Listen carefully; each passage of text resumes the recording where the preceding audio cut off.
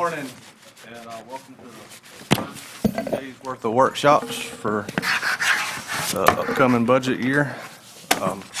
Today I've asked Commissioner Fleming to open us to invocation and pledge, but before he does that, I just unfortunately want to inform everyone that the former Commissioner Phil Oxidine passed away yesterday, and just want our thoughts and prayers to be with his family. The next couple days are going to be hard, as you would expect. So with that, Mr. Fleming. Let's bow our heads in prayer. This morning, our Father, we come. Thank you for all your blessings. And God, we thank you for being God, and we thank you for being good all the time. We pray, oh God, that you look over us this day. Keep us safe. Bless us in our budget workshop. Look on the employees. Look over our country. Father, we realize that you made us and you know all about us. And we pray, God, that you remember the Oxendine family. Watch over and protect them, God. Keep them safe from all hurt, harm, and danger. We know these times come, but we pray, Father, that you watch over us. Be with us and stand by us. Now bless us, God, as you see fit. These and all blessings we ask in Jesus' name we pray. Amen. Amen.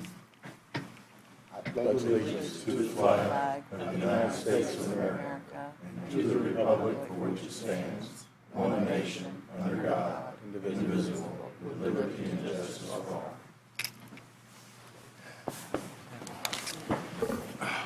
All right, first up on the agenda is Supervisor of Elections, Ms. Glenda Williams.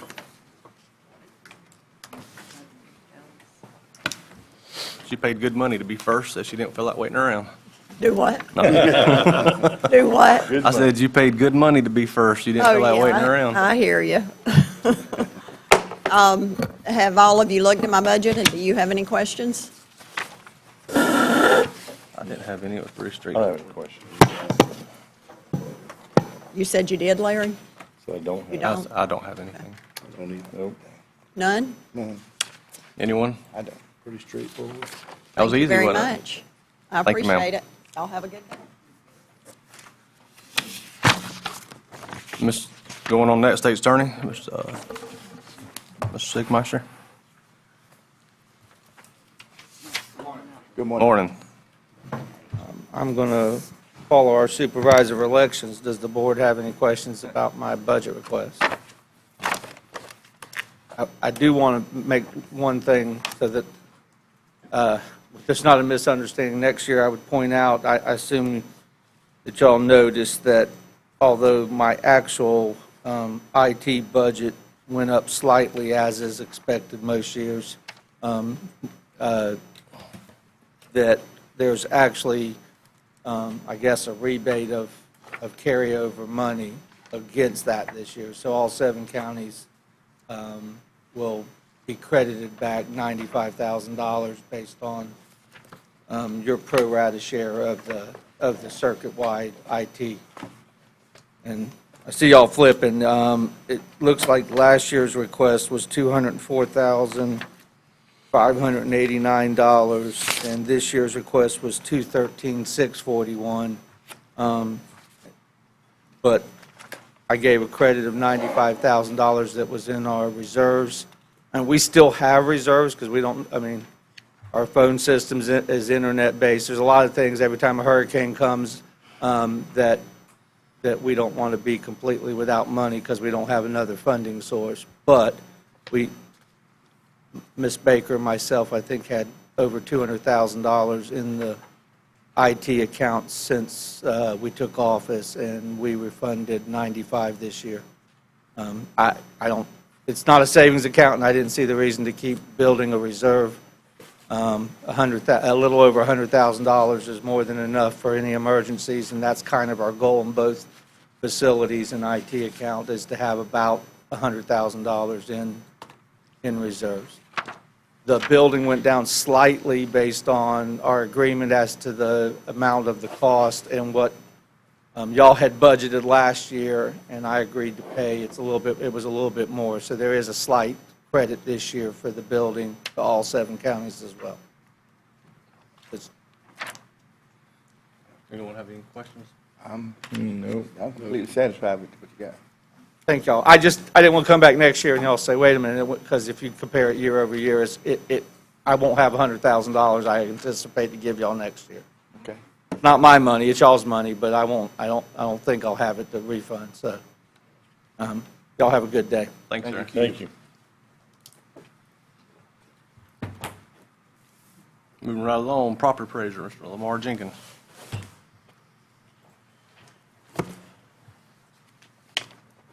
Good morning, gentlemen, Morning. ladies. And I'll ask the same question. Do y'all have any questions about the budget that I operate under? No, I don't. You'll have to bear with us. It takes us a minute to flip through them. We need to put these in order next time. No. I've got just one thing. I think last year we anticipated some IT improvements, and we set aside 200,000, and I think your overall budget went up 215 or something. Did we moved that into his budget yet? No? Okay. But I mean, we've got that increase funded, I believe. I'm asking for it this morning. If I might add, that's the only thing that the budget increased on was the computer equipment and so forth that you all so graciously have discussed in the past. And of course, we put it into the budget of what we think that it will take. And then the anticipated 50 cent an hour staff increase. Yeah, I believe last year when I asked y'all to set that aside, I was thinking that it was going to be a $400,000 purchase, and I think this year, after they've got some quotes back, it's come in a little less than that, so I'm fine with that. I can give you the figures if y'all want to on that computer that I put in here. If you don't pick up on it. Y'all have any questions? No, it's pretty straightforward. Sometimes it's better to keep my mouth shut, so if y'all ain't got any questions, I'll just keep my mouth shut. I don't have any more. That was the only thing I had for you. Anybody else got a question? No, sir. Thanks, sir. As always, it's a pleasure to work with this board. Thank you. Barry's got his. This is a revised one. Next up, Next one. Sheriff, Clerk, I'm sorry. Scratched you off before we got to you, Barry. That's all right. Where I'll just, I'll be the same way. I did pass out a revision to ours. It's the revision will show, it's where that we did have in our budget the money for the wiring of the courthouse. It was Randy had also included it in his, and so we took it out of ours. We had not included the money for the IT position.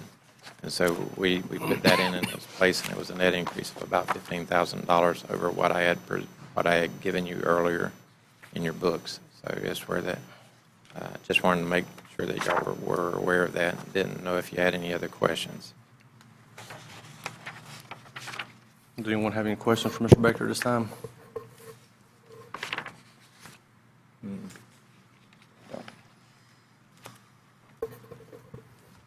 Mr. Baker, did y'all go ahead and figure into your budget too, the 50 cent an hour?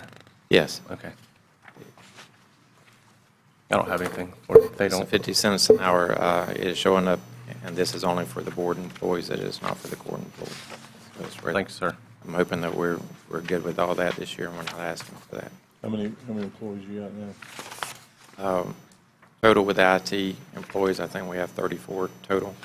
About half of that is court employees. Do you have a total on what that would be as far as money-wise? I don't have that right off the top. I don't need it now, but if we can get that. You said Well, about- if you got a $15,000 increase, that's less than 50 cents for everybody. Okay. Well, that's where we had an increase already in there. And so if you look, it's where that it included the same 50-cent raise that whenever we were discussing the board employees. And our office always follows what the board does. So if y'all do something different, it's where our office would be doing something different as well. Yeah, that looks fine. Any questions for Mr. Baker? Yes, sir. No. Thanks, sir. If y'all do have any questions, please give me a call. I'll be glad to take and go over our budget with you at any time.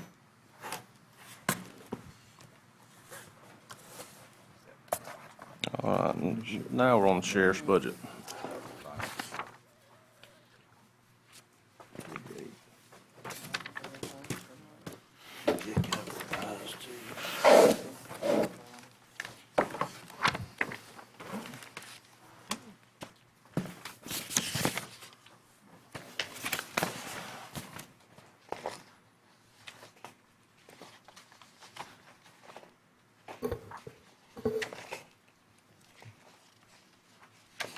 Guess y'all had a chance to go over this budget or the proposal that I got. Now, I guess everybody got the update because we had a little mishap as far as the amount of the retirement. We had miscalculated that. We was figuring in the 3% that the employees pay. We've got corrected that, make sure everybody's got the corrected proposal on that one.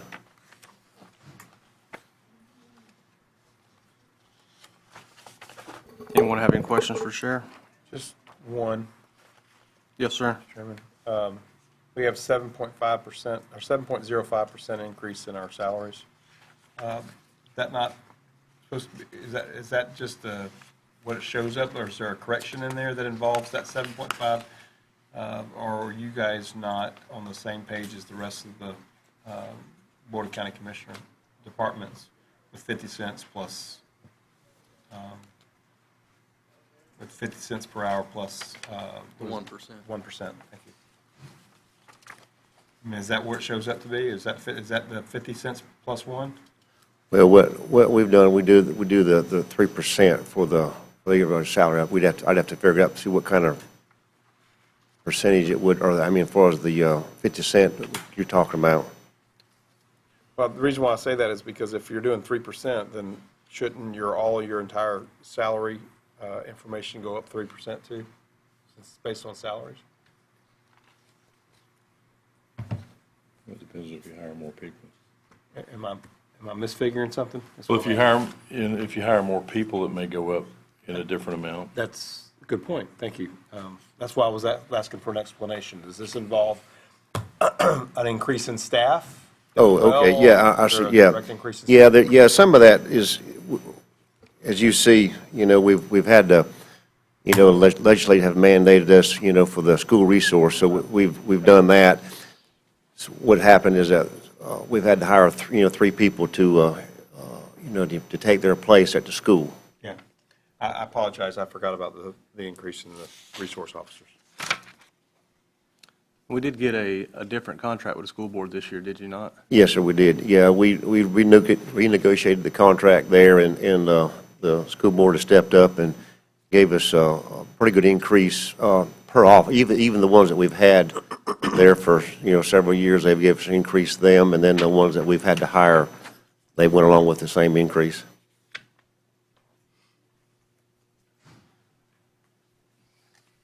The only question I've got for you right now is, I know we had talked about it when we talked about the deputy increase for the schools, was the vehicles. You got 3 vehicles on here for them.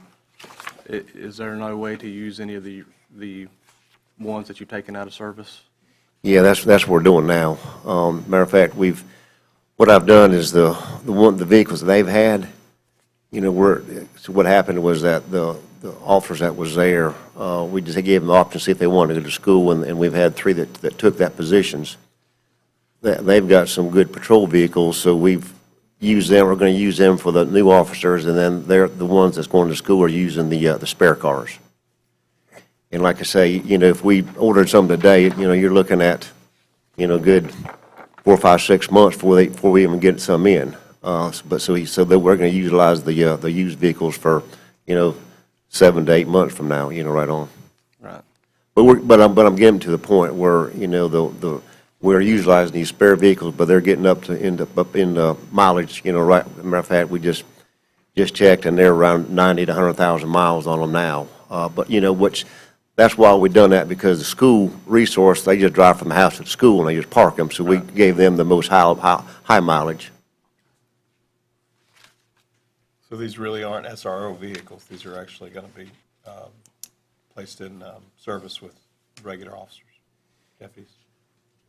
Yeah, well, the SRO vehicles, what we've done is they're using spare vehicles Yeah.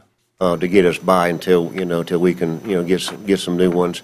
And probably, and because they're just drive from the house to the, from the house to the school and park them, what we'll do is, not to give them some bad vehicles, but, we need the guys out on patrol for good vehicles, so we're going to probably give them the best used vehicles or the used vehicles so they can, get by with, until we can get some more. How many new vehicles do you intend to purchase for the entire fleet? Well, we got, I would say anywhere from 8 to 10. All depends, see what the money looks like and so forth, but I would say, because we've, didn't order as many last year because that was my thing. I was trying to get some more mileage out of them, more years of mileage out of the ones that we've got. Because in my experience is that, I think we could have got some more miles on them, just trying to save us $1 and use what we got. But that's now getting to the point where we're going to have to, step up and get some more vehicles. I have a question, Sheriff. When you do get a new vehicle, I know there's a lot of cost for, when you put the striping on them and you redo the lights and the light bars and all those kinds of things. Do you have an initial cost per vehicle when you get them in? About what it costs you to outfit the vehicle with radios and lights and then get the taping and stripes and all that lettering on there? Yeah, what's it about? Michelle, she could tell me, you know what it costs per equipment per vehicle? But just a ballpark, you got a ballpark? Ain't it, I want to say it's probably about, I want to say about $7,000-8,000 per vehicle. Yeah. So what I was getting at is, if you can keep each vehicle an additional year, then you're going to save that other cost that nobody Right. thinks about. They're looking at the vehicles, but there's an additional cost that goes with each vehicle. Exactly. If you can do that over time, you save 6 or 10 vehicles, then you may save $70,000 in that year. Right, exactly, yeah, because, That may pay for a couple vehicles. exactly. Yeah, because the ones that the school's using, they're already equipped, so you save that expense right there. So just something to think about in the future. If you can go an extra year, Yes, sir. you get an extra, you don't have to outfit them on another vehicle. Yes, sir. Sheriff, how many miles before you take them off the road cars? How many miles normally that you put on? See, 150, 40, 30? Yeah, see, they was trading them out, naturally each officer's different, but the average probably about, I would say anywhere from, 80 to 100,000, But I was, the vehicles nowadays, which now these are drove pretty hard, but, vehicle lasts longer than 100,000 miles nowadays, because they're pretty tough. So that's why I was trying to go at least another year on them. Well, my question goes back to these 3 new SRO vehicles. $78,000 for the SRO vehicles. Do you anticipate having to replace those used vehicles all this year for the SRO officers, the new officers? The ones that are using now. Yeah, the ones that are using the older cars.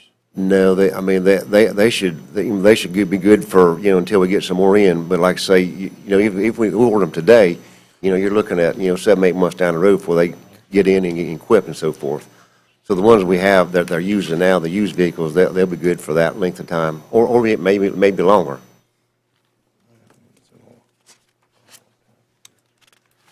Sheriff, do all the cars you have to be equipped with all the light bars, I mean, obviously they need radios and things of that nature, but do they all get decked out to the fullest amount, or some not? Well, we might can, as far as, the lights and the radios and cages, they all do that. The only thing that you might can save, some money on would be what they call the admin cars versus the police interceptor type cars.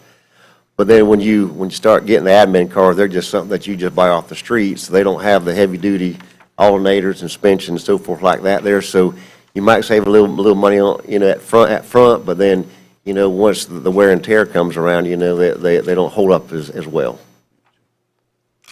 One more question, how's your smart card working out? How's the maintenance and everything? Is that going good for you? Yes, sir. Now, this took a little longer to get all the bugs worked out because what they gave us the newest version of it, which is a good thing that way, because once they push this other version out to everybody else, then they're going to have to, all like different, like Columbia County, their Columbia County now is getting the new version that we have now. But to answer your question, yes, it's working out great. It took a little longer to get all the bugs worked out, but yeah, everything's working good. Well, And like I say, and because of that, we're, one of the reasons, just one of them, was because we was not in compliance. And since that's been implemented, we pass it with flying colors now. Well, I know with the state, with the smart card, I went through so many versions of it, and working at night, you have to call that 800 number. Sometimes it's kind of difficult. I don't know whether your road guy run into that or not. But sometimes all those versions of it change. In the daytime, you there read your emails, you can do it, switch it over. But at night, I don't know whether you run into that. Yeah, that's what I'm saying. We had the newest version, so that's some of the issues we had. But it's pretty much we got all the bugs worked out. The latest one on our UCO reports, they had actually the Smart Cop had to do some rewriting to make sure everything was compatible there. But so far we've got a few little more bugs to work out. But other than that, it's working out great for us, and the guys and all really like it. Good. That's all I have. I have a question about a small issue, just a question about it. On your animal control, 216, you have a pretty good increase percentage-wise in travel per diem. Go from $200 to $1,200, $1,000, $200 to $1,200, yeah, $1,000 difference in it. What's the cost difference this year on travel per diem as opposed to last year?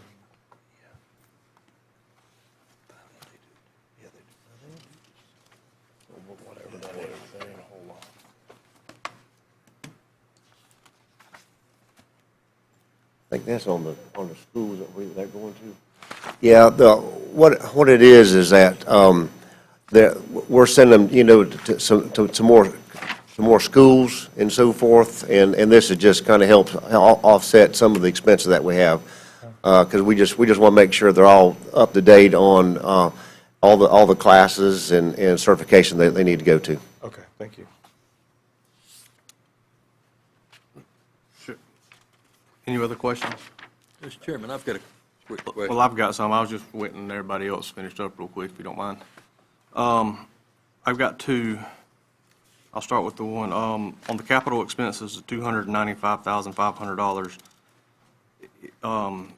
Is that the smart cop payment for this year? Because that's what I was looking for, and I wasn't seeing it in here, because I know we did the $287,000 last year. Best I remember, that didn't pay the whole thing. I thought we had a multi-year payment on it.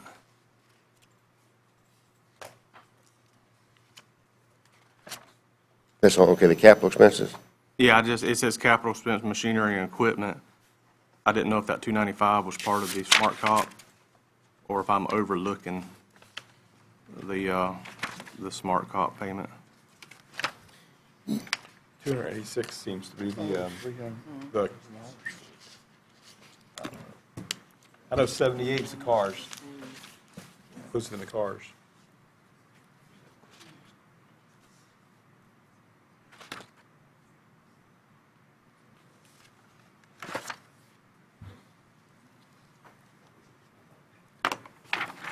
The increase on that, the machinery, the only increase on it is the 78,000, and we're paying absorbing the smart cop payment in this year's budget.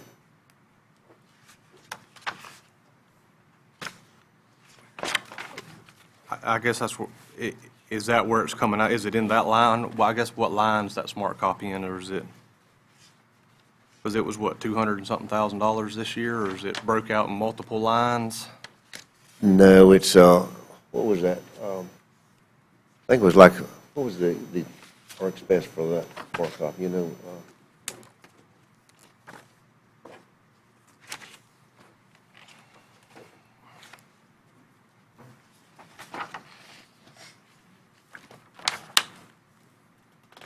Yeah, the year two payment was, second payment 64, and the second year maintenance is 54, so it's a total of 119. Okay, I was thinking it was more than that, but is wait, is wait. that in the equipment machinery line, or is that somewhere else? It just in, no, sir, just in the operating part of it. And the increase on this is only increase in the capital expense of machinery is the 78,000 for the vehicles. Okay, so is that, the rest of that line then, is that vehicles? Yes, sir, yes, sir. A little bit clearer, bigger numbers. Mr. Harris, you said you had a question? Actually, I thought that you were asking the same question I was thinking. But the reason I was going to ask the question was for a different reason. Well, go ahead. And I'm not sure that I'm clear on this one yet. So I'll come back to that one, but my curiosity was the discussion that we all had about the communications and budgeting for the towers and the upgrades and everything else that all of the parties are doing. We talked to the school board and fire rescue and everyone. Did you put a number in here for this, No, an increase? no, because, It's in the option list, I believe. I've seen it in the option list. The 75,000. right, yes, sir, right. Okay. I've seen it in the option list. Okay, I guess the other question I would have then is, because you said that your smart cop at 119,000 is in the operating expense, you're only showing an increase of 23,000 this year. To pick that $119,000 expense up. Okay, I see where you're talking. Did I misunderstand something? Is that where it is? No, what we was going to do is use the, either the year-end money or or through the law enforcement trust fund money.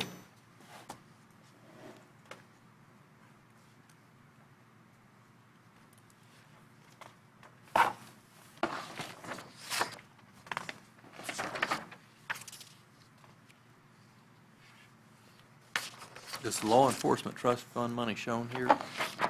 No, it's completely separate, yes, sir.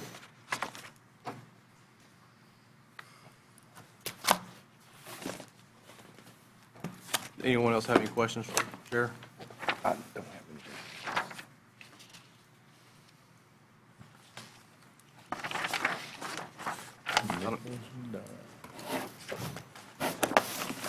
One more. Yes, sir.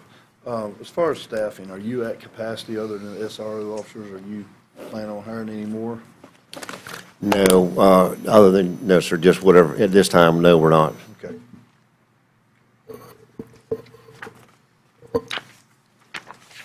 All right, well, if no one else has anything, Mr. Sessions, did you have anything? I seen you looking. No, I was just looking at the difference between last year and this year compared with the school board, so I'm good. You got on here a $216,000 increase from the Suwannee County School Board. Is that on top of what they gave last year, or is that just a new contract in total? Because they were at 30,000 last year, now they're at what, 40? Yeah, they're at 44 per officer this year. Now, the 216, yeah, It's just a You know, little like, side yeah. note down at the bottom on the first page. yeah, last year they gave us, from the school, there was 180,000, now they've increased it to 396, which is a increase of 216. Okay, so that is the That's the actual increase, yes, sir. increase. Yes, sir. That's what I was wanting to know. All right, I don't have any more questions for you if no one else does. Thank y'all. Thanks, sir. Thank you. Only question I ask, and it's just for y'all to let me know later, is do y'all know where we're at as far as the budget on fine and forfeiture, or how much is coming out of general fund into the sheriff's budget, or is it all coming out of fine and forfeiture? It all comes out of final forfeiture. Does it? So we're not supplementing anything out of general fund going into it? Their tax comes The out of it. surtax. surtax. Small county surtax Um, to make up the difference. The resource officer money's in fire forfeiture, In fine and forfeiture. the increase. The only thing is, I don't know if you wanted to go over this emergency management budget. Yes, we can do that real quick.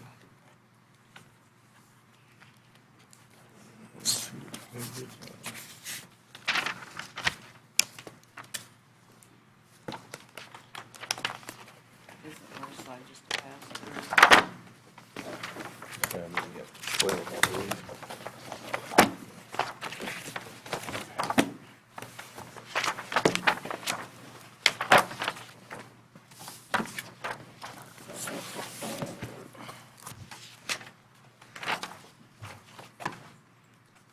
They turn out one. Does anyone have any questions over, or do you got anything that you want to present on it?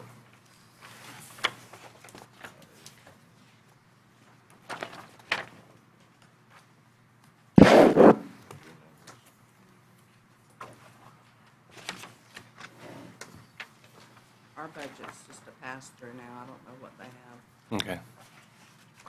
Did you have anything you wanted to speak on about it, or? Well, I mean, it's, I guess, as you say, it's, you know, you got the EMPA state grant, you got the federal, EMPG federal grant, and then the county funds, which is 36,140, which makes a total budget of 190 and 595. And like I say, the state grant goes through the Board of County Commissioners. Quarterly reimbursements are paid to the Board of County Commissioners, then to reimburse the Sheriff's Office. And then the federal grant, this grant goes through the Sheriff's Office, and quarterly reimbursements are paid direct to the Sheriff's Office. What number did you have for a total on it? 190, 595. Okay, mine was showing 180, unless I was on the wrong page. I think we'll have to adjust that. Okay, it's showing 180, I've 696. got two. I've got the same thing you have. Yeah, that's, Yeah. But it's missing a, Without the match. it's missing a grant. He read off two grants, I think, and I've only shown one on here, the EMPA trust. And yeah, we'll then, have to add that other grant to it. We weren't aware of that. 30. They didn't- Should change it.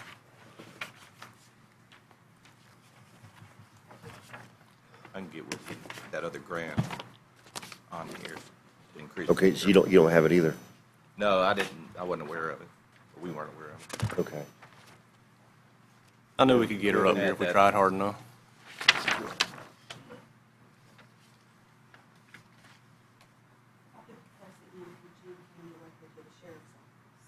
That is the 140. Okay, the state or the federal grant? Okay, Sharon says that this might be what the confusion is, this EMPG federal grant comes straight to the Sheriff's Office. We're showing the 144. Yeah, we're showing Right. both of them. We're showing both of them? Just Now, the dollar county amount some of the changed from feds, last year. But they both come through us to go to him. They didn't Right. this year. No. Next year. This upcoming year, the EMPA grant came to the Board of County Commissioners, where the EMPG federal grant, when it came from the state, came directly to the Sheriff's Office. That's the way it came through this year. So the chairman didn't have to sign it, No. it doesn't have to come through the county. No. We just combined a grant line, because we're just Yeah. bringing it in and sending it right out. And that's to- something totally new. When they sent it to us, it came straight to the Sheriff's Office this year. No, but when you add those grants up plus the county part of it, it's gonna be 195, what? 190, 595. For the two grants and then the county portion that the county puts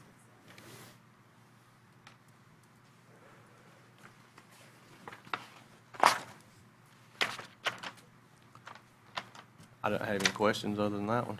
Didn't have it until you said something. We'll make an adjustment to equal their number there. All right. Thank y'all. You think? It doesn't affect them. This weekend I was pulling. All right, moving on now to 911. Jennifer Payne.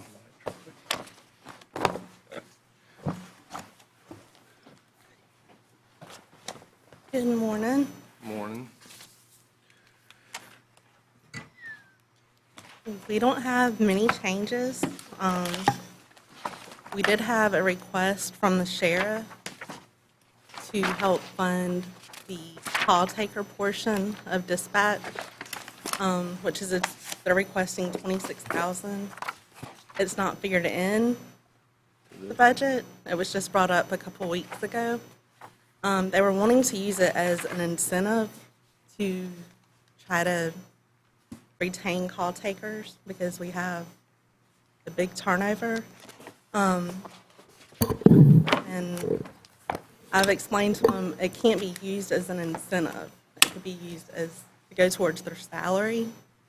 But nothing can be used for like an incentive, bonus. But that's y'all's Okay. call.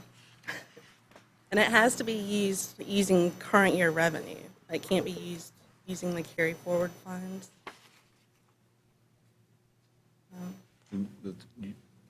Chairman?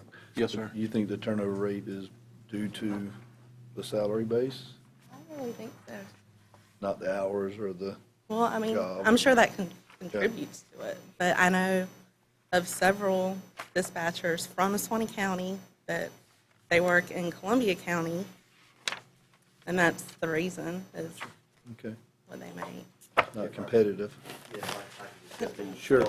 But, I mean, that's a lot, I mean, not probably the main thing, but that has a lot to do with it, because looking around the surrounding counties, Mr. Hill, is that ours is the lowest. I think Madison, started like 29, and so, I mean, yeah, we're at 23, so it is an issue to keep, or first of all, to get qualified help, and then once we get them here, to keep them, and we've advertised on our Facebook page for employees and all, and then naturally we'll put down the qualifications and the pay, and you and I, the first thing you hear on the comments was, I wouldn't work for that, so, I mean, so we're just trying to help the employees out up there, because it is an issue with us. I have a question. So by having turnover, are you increasing overtime in your dispatchers? Yeah, I mean, when I first took over, Ms. Sessions, it really was a lot of overtime. Now, since I've been here, I've hired about 5 or 6 of them, and fortunately, I've been able to retain most of them that I've hired. We've had a couple turnovers, not quite as bad, but to answer your question, yes, sir, we do. Because, just like other issues we have with overtime, you can fix it by getting somebody who wants to stay. Yes, sir. Because every time somebody calls out, you got to keep somebody for another shift. Yes, sir, exactly. Yes, sir. And the training that you put in those people. And the when they training leave. that you lose going out the Yeah. door to another department. Yes, sir, yes, sir. Yep. So, Sheriff, the employees are your employees, correct? Yes, sir, they are. So, what kind of certifications do these employees need to have? What kind of training do they need to have on a year-round basis? Renewal credits or anything like that, or do they have to come in with all of their training? No, we just hire someone green off the street, and then once they get there, we do all the training. And they've got to be state certified, to retain their job. They got a year to get the certification. I want to say it's around, I don't know, it's like 300-400 hours or so, but we'll go through the training and get them certified. And naturally, that's, a lot of time and effort and money on our part. And that's another reason we need to retain them once we get them certified. Once they're certified, do they get any kind of a pay increase, sort of like? Yeah, that's what I've been trying to do or I have been doing that, is getting them a little bump in pay, because they've stood, I mean, they've got their certification, done their time, so we do give them a little bump in pay. How little is the bump? $500 a year. That's about the best I could do. That's why we was hoping we could get something here to help that out some, because not only if we can get this passed, not only can I give them a more of a bump in pay when they get certified, I was gonna start doing the as far as incentive money, as far as how they perform their jobs and so forth, and maybe we can actually help them out that way also. Okay. When I look at the budget request for 911, the only thing I see a change in is just the revenue budget of $100,000 more. Is that in grant money that you're picking up? Just looking at it, we don't see it in the, it's just the balance forward that it shows up in. Yeah, there's not much of a change, but, I mean, we have one grant that we do for maintenance each year, because that has to be done through a grant. You cannot use carry forward funding for the maintenance, but it's a reimbursable grant. So I budget for it every year. We pay once the grant's approved, and then Okay. that money comes back to us. So where do you anticipate the 106,000 in additional revenue being in the carryover in your balance forward? Where is it coming from? I'm not seeing where you're looking at. You're The looking balance at board, Balance that would be board. balanced board balance this year, forward, is what I'm wouldn't asking. Is that from what you did not spend this year? it? Right. Yes, sir. Okay, so Correct. that's what I was trying to get to, was why was it not spent if we're having an issue? I know that this it doesn't deal with salaries on your end, but is this money slated that can't be spent on anything like the salaries that can't be transferred back over to the Correct. sheriff's budget?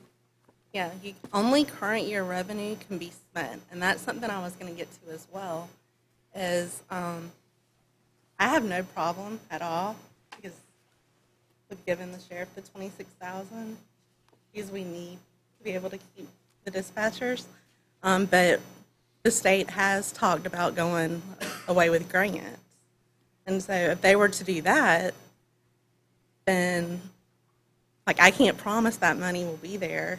You have a recurring No, in the- expense without the Exactly. guarantee of a recurring Yeah. revenue. How much is that maintenance grant that you're talking about the maintenance grant, correct? Roughly 55 to 60,000.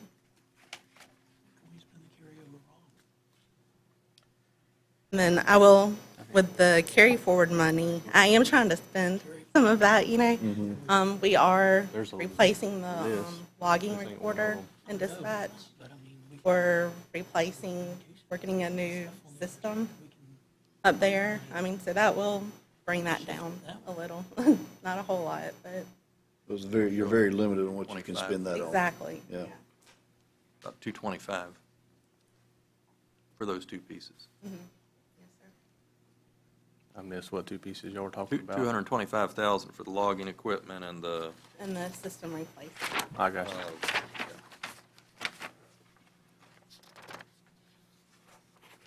Mr. Hancock, you have a question?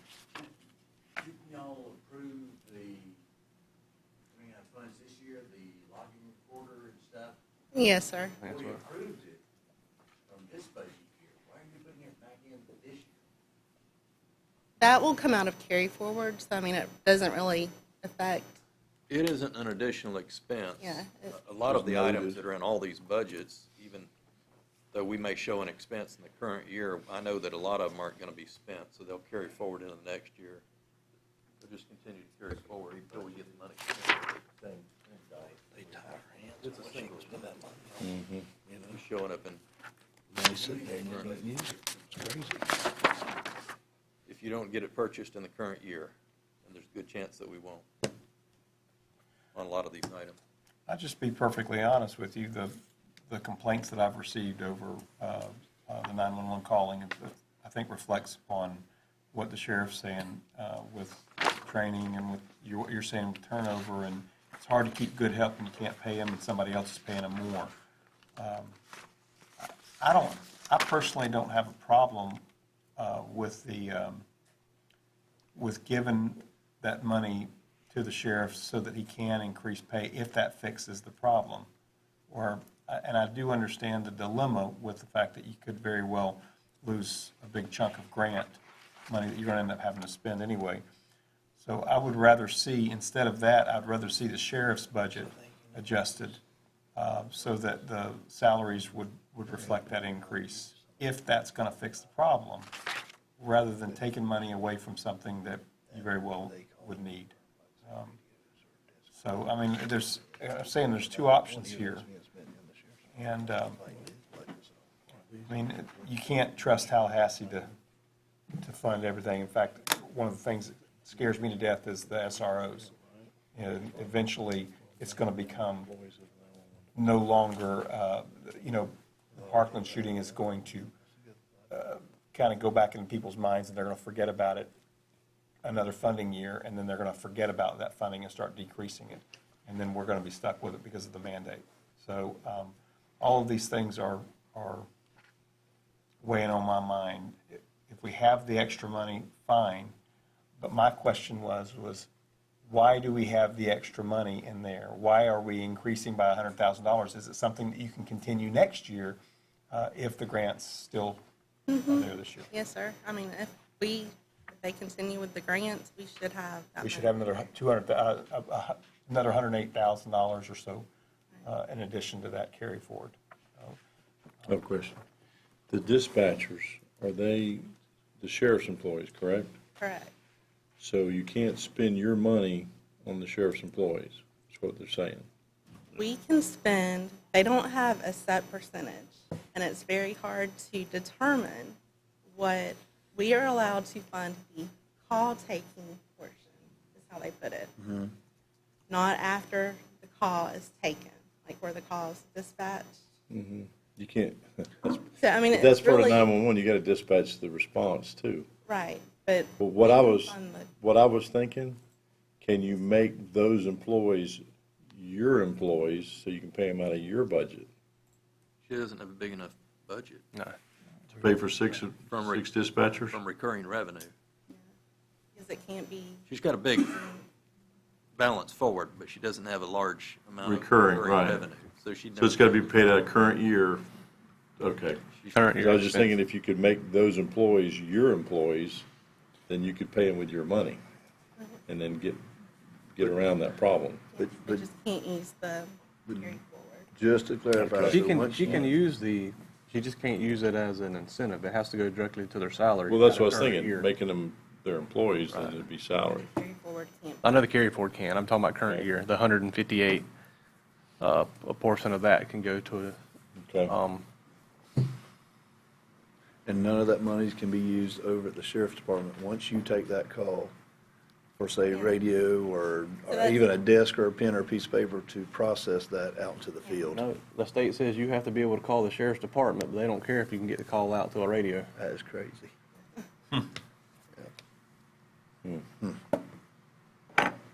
And I see your dilemma. Yeah. I spoke with Mr. Harris the other week about, because I also fund their training that they do. And we have come across, like, there was an employee that, or we talked about maybe doing it as like a reimbursement. Have the employee pay it and us reimburse after they had stayed a certain amount of time, rather than us paying and then Losing it possibly. them leaving Yeah. after they've only worked a short period of time. And what cost was that? Their state certification, How much is that? it's around 500. I don't have the number right here, but For the dispatch, you get certified? Yeah, I want to say it's, yeah, around, either around $500 to $700 cost us to. I'd just say that, that when you're paying someone less than $12 an hour, asking them to spend $500 in one chunk is a lot. That is. Even though there is a promise of reimbursement or something like that, it's just a lot. And it's a way to save money, but it's also a way of losing employees. Because they can find a job. How much does, have you looked at how much does Columbia County, or the counties that we lose our employees to once they're certified, how much do they pay certified 911? I know, looking around, I know Masson, I want to say Masson pays 29 or 30,000 a year. Columbia County would be about the same. I think one of the one would be, I ain't want to say even Lafayette County maybe got us by $1,000 or so. But here in this area, all the surrounding counties, they all got us beat, Masson and Columbia being the highest. I think that the board needs to consider, just my personal opinion, based upon, again, some of the problems that we're having that reflect upon employee turnover. The board ought to consider figuring out a way to fund the difference and get these guys up to where, if they're going to leave for another county, it's going to be for some sort of an incentive, not because of pay. Because our employees are important too, and I know we try to save money, but every time we try to save money by cutting salaries, we wind up having an issue with losing good employees over other people and then causing problems for our community. I think we all agree with that. Pay is an incentive, isn't it? Yeah. Yeah. We're just No, trying I'm to figure out how to get her to pay No, I'm for it out of talking her about- salary, out of her budget. We're talking about 6 employees, correct? 13. 13 employees? 13. So you're looking at $2,000 apiece. And during the year, once they get trained and get on the phone and start handling business, is that a yearly? Do we have to pay yearly to continue education? I guess is what I'm asking, or is it just a one-time? On the certification? Yes, sir. Yeah, it's just a one-time thing, but then, they go to different classes, So there is continuing Yeah, education. just continuing education part, but certification just one time. And then, and like I say, and if they happen to leave or something, it only good for a certain amount of time. And if they go, because we just hired a dispatcher back, and her certification had run out, but all she had to do was go to school for like 40 hours, or like a refresher course to get recertified. Yeah, we can. Could you use your funds like as an incentive to them to take these classes? You can't, anything incentive, nothing. Right, gotcha. Okay. That's all I got, thank you. I've got an idea. I'm going to spitball this. And No. What do you say? I'm going to spitball an idea.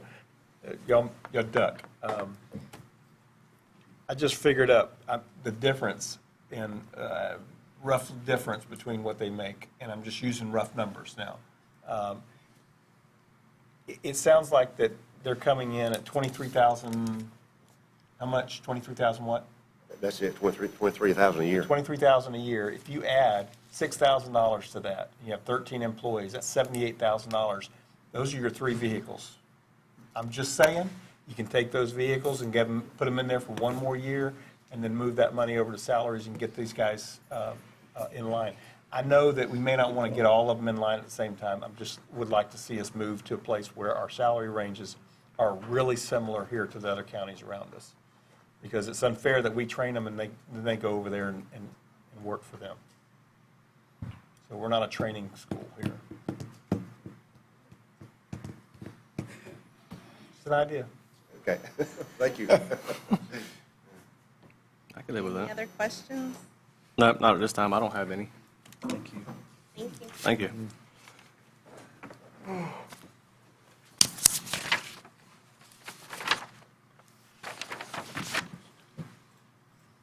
What was that? No, what was that? Building Department, Patrick Taylor.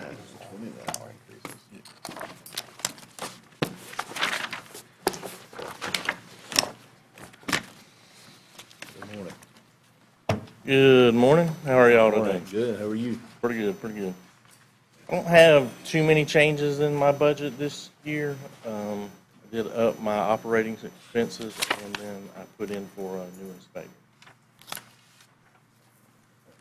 Building has really been pretty good. I know you've been swamped, but can you just give us an update on that, on the need for that inspector, just in case anybody don't know? Yeah, I'm never in the office.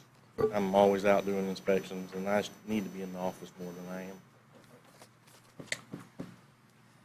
Question, Yes, sir. how many buildings, I mean, you can't foresee the future, but, and out in the county, you said that you were being swamped. You're very minimal in the office. How many projected, you can't do it, but I mean, if we stay where we're at now, we're gonna do, 45 to 50 houses. We're gonna do that this year, and it's not slowing down, so. I that's think it's good. happening. I'm glad to see that. And then we've picked up some commercial stuff. We hope that you pick up a lot more commercial stuff. Yes, sir.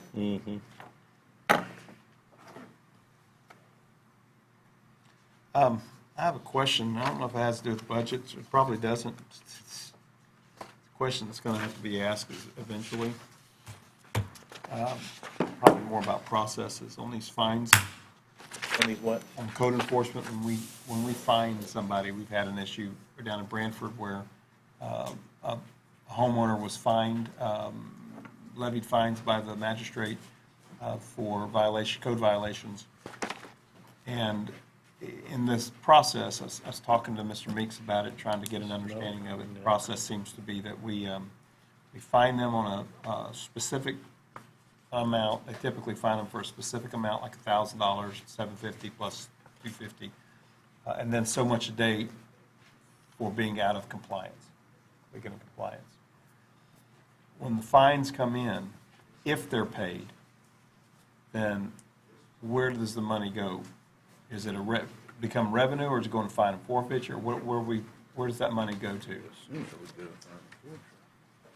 I don't know. I guess it would go to, in the general revenue, back in the general revenue. It wouldn't do nothing with the building department. I don't know if we have any fines that came in yet. I'm not sure exactly if we have. I think what I was told, this is the first situation where we actually had an ongoing fine situation. And my concern is given a person's inability to pay those fines and the board's probably lack of desire to take property, all we can do is put liens against the property at that point, right? Right. So eventually, what happens if you're trying to you can't get blood from a turnip. So what do we do? Are we wasting our time? We need to have a different policy? I don't know. I can't tell you that. I could answer that, Yes, sir. if I could. Thank you. During the fine situation, the fine will continue to build as a lien on the property. Because it's a homestead property, the board cannot go in and force the immediate sale of the property. However, at any time that property is transferred, that fine will be due first on that property, or it will not be able to be transferred. And if it becomes like a rental property or a secondary property that's not someone's homestead? Then it can be immediately levied upon. Helps me understand the process, that's all. That's good. I just learned something. That's a pretty effective tool. In some counties, that provision is used to eliminate these old shacks that become drug havens. If they don't clean them up, the county goes in and cleans them up and then takes the property, sells it to recoup the expense. Let's don't start advocating to go start to make people tear down all their barns, so. Sheds. Just an idea, I've got one report from your office. So far this year, as of July, I think there've been 263 permits pulled. So just to give y'all an idea, 6 months into the year, or 7 months, kind of what the workload is. It's down from the boom back in early 2000s, but it's creeping up, like I say, halfway through the year. Yeah, we're really busy. How many were pulled in Fayette County? I didn't, and I didn't take into consideration anything that you're doing in Lafayette County. That's just Suwannee And that's County. very minimal right now. So, No boom over there, huh? No. They don't want any growth over there. they've had more chicken houses go up than regular houses. Yeah. But just to give y'all an idea where he's at with inspections. Is that a full-time position? That $30,000, would that be a full-time? No, that would be Part-time part-time. position, I believe it was. When I are you, couldn't get anybody in here for that. That's what I was wondering. Didn't know where you were going with it. when are you looking to hire that employee? I'd like to, in October at some point in time, set it up. So that's a part-time employee? Yes, sir. I don't need a full-time at this moment. Y'all have any other questions in regards to his budget? Does that $30,000 contain all benefits and taxes and everything, or is that $30,000 in salary? Well, No, that would be everything. okay. Anything else, Warren? Yeah, I do. I was in the office, so they pulled a permit. Why don't we take credit cards? It's a good question. I had I'm to trying run to get it. back- I had to run back to I'm the bank trying to to get it check. set up where we'll take credit or debit card. Okay. That was just a question. I just got to would- get with finance and Bear. Yeah, there is a percent fee, but, I mean, you can tack that on top of it so that it doesn't cut into the permit, but it's just a convenience thing. Well, Sharon and them do it in their office. I'm sure they can show you how they get it done. Should be pretty simple. That's it. I don't have anything else. Thank you. All right, we're at 10 o'clock. If y'all want, we'll take a short break. Anybody want to get a coffee refill or use the bathroom? I don't think they're. Drivers help though. It helps me. Yeah. Tell Don to come on. He's in the hallway. Drivers.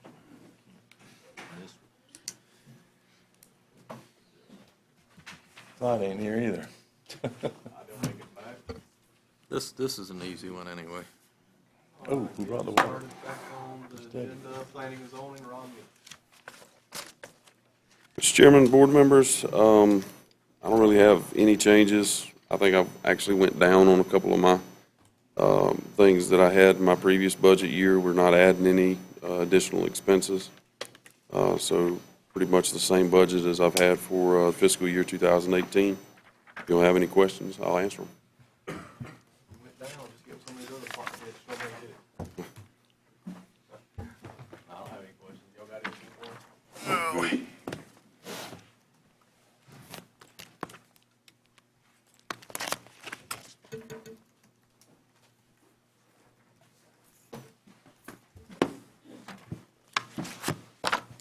You went down. I think the biggest thing he said was his budget went down a little bit, so if y'all got anything for us. Any questions? That's awesome.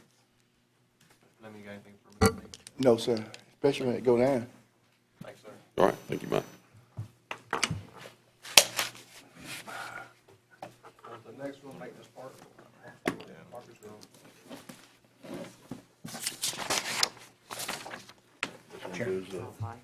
Mike. Morning. Sorry, Mike, who? I was looking around for him. Yeah. Good morning. Any questions? My, What number is that? 10. Thank you. I gotta go backwards.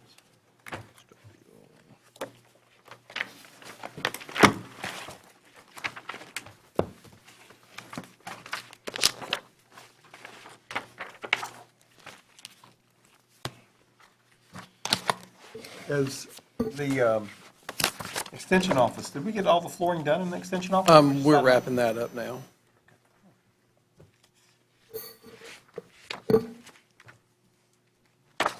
y'all have any questions, Mr., on either one of the, what was it, Coliseum or Custodial? Coliseum is Mr. Scott's.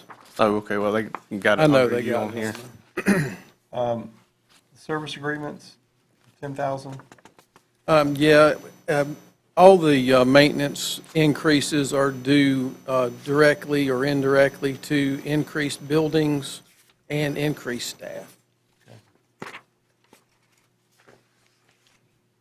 I know I shouldn't. Did you ever get you an HVAC guy? Yes, I did. You did? Thank God. Okay. Yes, sir. Good. Thank y'all very much. Y'all have any questions, anything else for him? Thanks, sir. Okay, thank you. Y'all have a good day. Thank you. Suwannee Libraries, Miss Betty.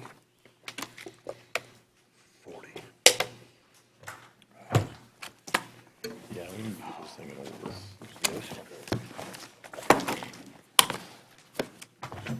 Good morning. Good morning. Morning. I'm here to give a budget request for public libraries, 4 different budgets, Suwannee County, Hamilton County, Madison County, and the regional. I'll concentrate mainly on Suwannee County unless you have questions for the others. I've already completed the budget workshops in Hamilton. in the budget workshops in Madison counties. Regional budget provided by the state with contributions from each county. The revenue sheet, I'll just point out a few things, and then we'll go to the expenditures. Just want to make note that the state aid to libraries came in this time at $622,063. I anticipated $500. It's been a practice to try to keep the anticipated state funds at a minimum. And I'm just repeating that for those of you who are new, because we don't want to be in a situation where we overestimate and it comes in under. If we have problems with regards to state aid or closing of libraries or laying staffed off, we like to try to have a decent amount of money to give people notice that they don't have a job anymore. Just my understanding would take us about 6 months into a year.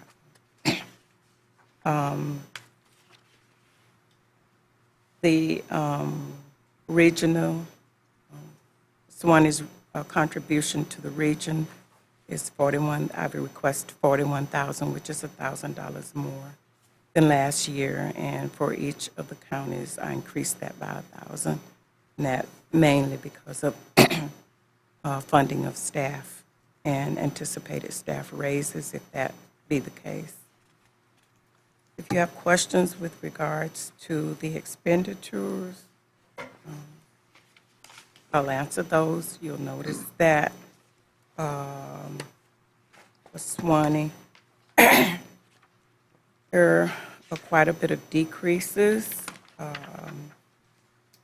and that's mainly because we're not in building mode anymore. I want to bring your attention to the utility services. There's a big drop in that, and that's mainly because of how I overestimated what it would be to carry another building. But it seems like, and according to the expenditure reports thus far in this year, will probably come in at not really 96,662, which is that projected figure, but it would be more along 66,000.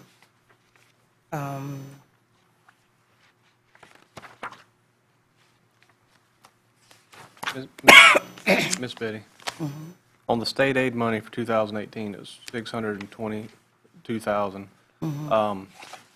That's 2 years behind, correct? So that would be Yes. dollars paid in 2016? They based that on 2016. 2016. My question was then, in 2016 was when we had moved funds around in your budget for the construction of the Dallin Park Library. Yes. There was some concerns there that we would see a drop in state aid, but we didn't. So next year, I didn't know if it was this year that we might see it or if it was next year. Actually, we should have seen it, In this one? more of it in this year. But the main reason for that is because Darling Park brought in a lot of private donations. The donations and offset it. Those and donations counted. count as county funds. Even though, like, when state aid, even though that money kick in, but when they do private donations, that be counted, it have to be, County gets credit for County gets anything credited as a that, dollar spent, so there was almost $200,000 raised. the state counts that as county funds. okay, they count those donations counted.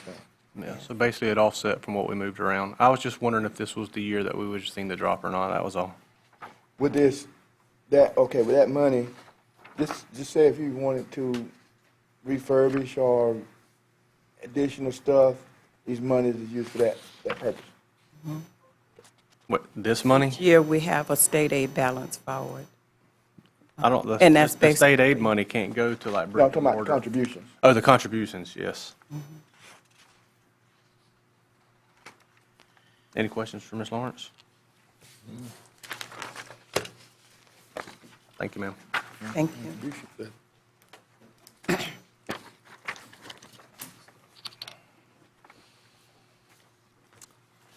Extension Office, Ms. Catherine?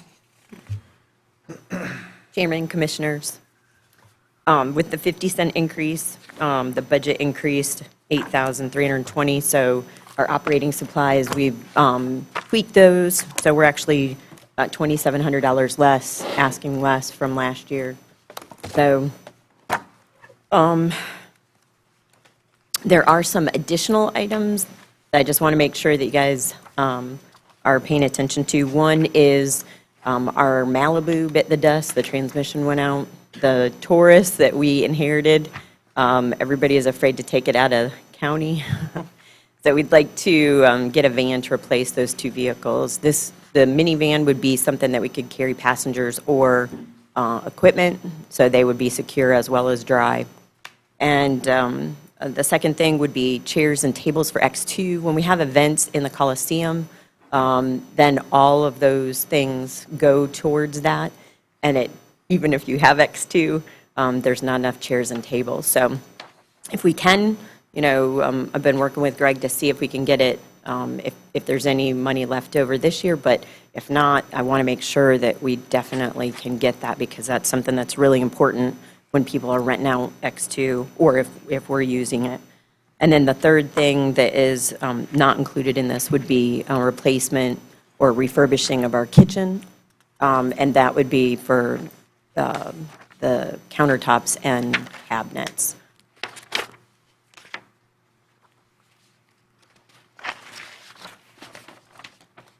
Oh, and one other thing, I know that X2 has been in the works for a long time, and I just want to make sure if they don't get to it by the end of this budget year, that we again carry forward. Part of that agreement was the back classroom room in our office, and so I don't want to lose track of that. But that was also something that is still needing to happen. You have any questions for Ms. Catherine? Thank you, ma'am. Nobody got anything at this time? Thank you. Rec Department, Greg Scott.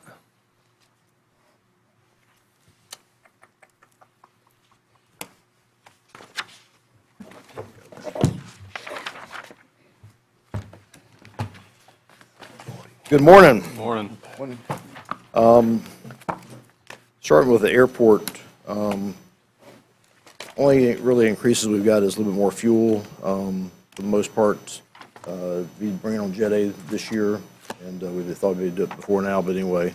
But pretty much the same as past several years there. Any questions on the airport? Okay, moving on to Coliseum. Mark touched on that, but pretty much a wash on that also. Obviously, we got some renovations that X2 will be working through this year, next year, but it's in a pot, so we'll just be pulling out of that to do those repairs.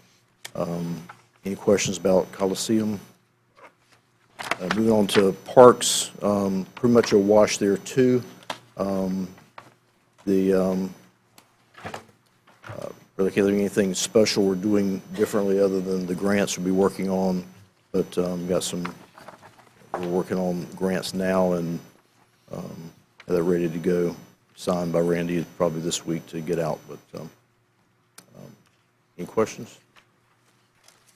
Just a note, I'm not sure where it is in the budget, but basically 20% of whatever the county funds Parks and Rec out of the regular line item transfer in, they give that, y'all give that to the South County, which is Branford. So this coming year it'd be $157,000 roughly. Is the difference of how much? It's just a few $1,000s different more. Any questions? It's in there, Where's it at? Thank you. I'm just overlooking it. tab 6.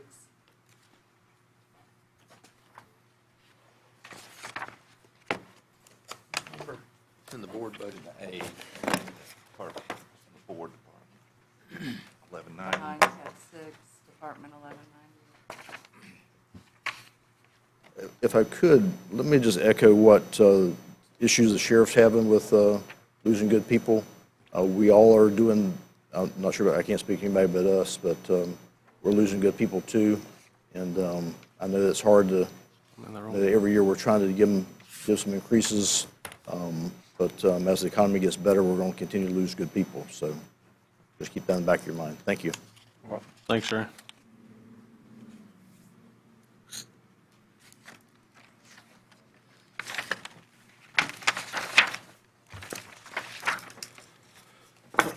Moving on to fire rescue, James Summers. Commissioners, Chairman, we'll start with the EMS budget, 2610. Tab 12.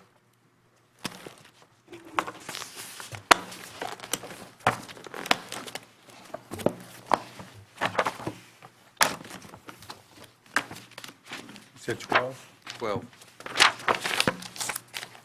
Figure out a different book system here. It's easy to turn multiple pages.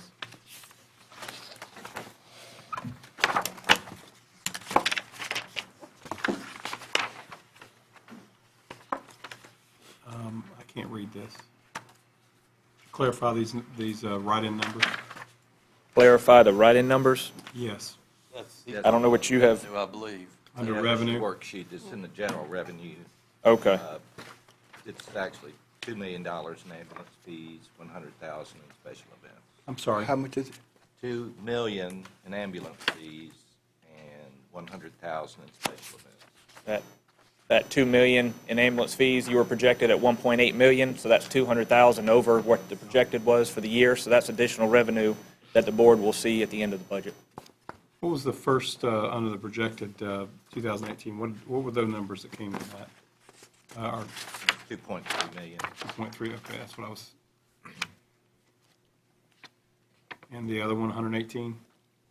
118, 890. Special event fees? Yeah.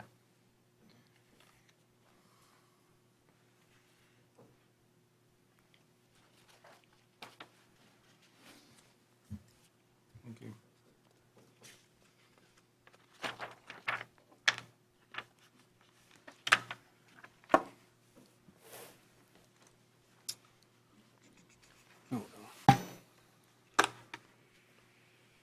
All right, anybody got any questions for Mr. Summers? You saved 275,000 in overtime? Sir? No, we're over 275,000 overtime. Okay.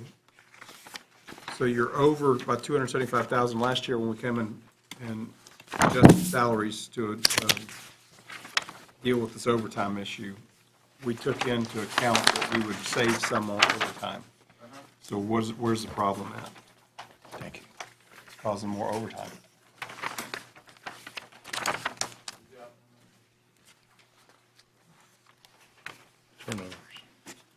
Okay, as you can see for this worksheet, since October 1, all these employees resigned. Takes time to get the employees advertised, brought back on board.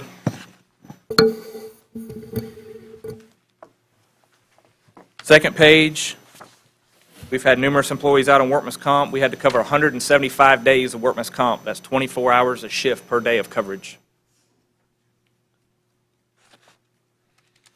What's causing workman's comp issues? Back injuries, knee injuries, shoulder. I had a couple back surgeries. I've had a couple knee surgeries this year. Would you also attribute that to them being tired, working extra hours, causes the injuries too? No, sir, not necessarily. I mean, partial may, but the documentation, everything is, some of these were a meningitis infection. You know, we had patients that were carrying that have infectious diseases. we have to have precautions. They have to be left out. If they have a IV stick, they have to take a round of antibiotics for HIV prevention.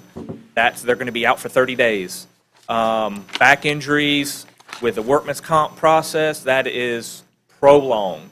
Knee injuries, anything we do through workman's comp, you've got to go through their steps. So ultimately, it's going to be surgery, but you've got to have the 4 months prior to it and do all the precautionary stuff through workman's comp before they approve surgery. So we just go through the processes. What type of policies in place to deal with workman's comp injuries as far as employee write-ups, employee responsibilities to self-manage this problem? A lot of companies, the second time someone files a workman's comp claim, they're no longer employed there. Most of these employees are all first-time workman's comp claims. There's no reoccurrence. The ones that you see that have time frames, those are their first workman's comp claims with this county. So they're not an abuse of sick leave or not abuse of workman's comp at all. They're natures of our business. I know Mr. Hancock, he's shaking his head back there. I think he had to have back surgery because of the business that he did for years. So it's just the nature of our business. We've tried to, with the purchase of the 2 new ambulances, they have lift stretchers. They have stretchers instead of you coming from this, trying to lift a 300-pound patient up. You hit a button and the stretcher lifts the patient up for you. That will helping decrease the workman's comp on knees and backs. If they're on a fire scene or something and they twist an ankle or different things in our nature of business, they happen. So I'm sure the sheriff sees knees and shoulders and different things through workman's comp with his staff. So Do we, this is coming from an insurance perspective, do we offer any type of disability, short-term disability for, or fund any type of short-term disability for off-the-job injuries to reduce Monday morning type accidents? that would be a question to Human Resources as far as I haven't had to issue any of that. No. The disability insurance is a voluntary thing that employees can sign up and pay for themselves. But I can tell you, we monitor this workers' comp business very, very closely, and we talk with those people regularly. I mean, we share the same frustrations that fire rescue does in other departments. Once we do require, and the department heads tell you this, we require that those injuries are reported immediately to our office, because we can communicate with workers' comp, because I end up dealing with the attorneys on the other side if there's a serious issue. So we have them immediately reported. We communicate with workers' comp. They take it over from there. They decide the entire protocol on physicians and therapy and all those other types of things that take so much time. Keep your employees out for months on end before they schedule surgery in some cases. But it's just, it's a cost of being in business, and it's a very costly cost of being in business. Well, my issue is strictly this. We talked about this last year about salary increases to reduce specifically to reduce overtime. And some of that would be funded, and now we're coming back this year and saying we're going to be $275,000 over budget on overtime. We're actually not over budget. We're over line item. We're not over budget. If you go to page 3, page 3 breaks down your overtime issue, overtime projection, what was budgeted, a total over budget for overtime, $275,797. There are savings and other salaries and wages, which is my part-time salaries that I'm having issues getting part-time employees. You have a savings of $171,342. Your regular salaries and wages will have a reduction this year, $366,666. So you have that savings there. Your special event revenues, which contribute to a portion of your overtime, the $118,890 that we brought in on special event revenues. Your fire assessment portion, 27%, for a total coverage of $401,363 of total potential revenues that could cover overtime.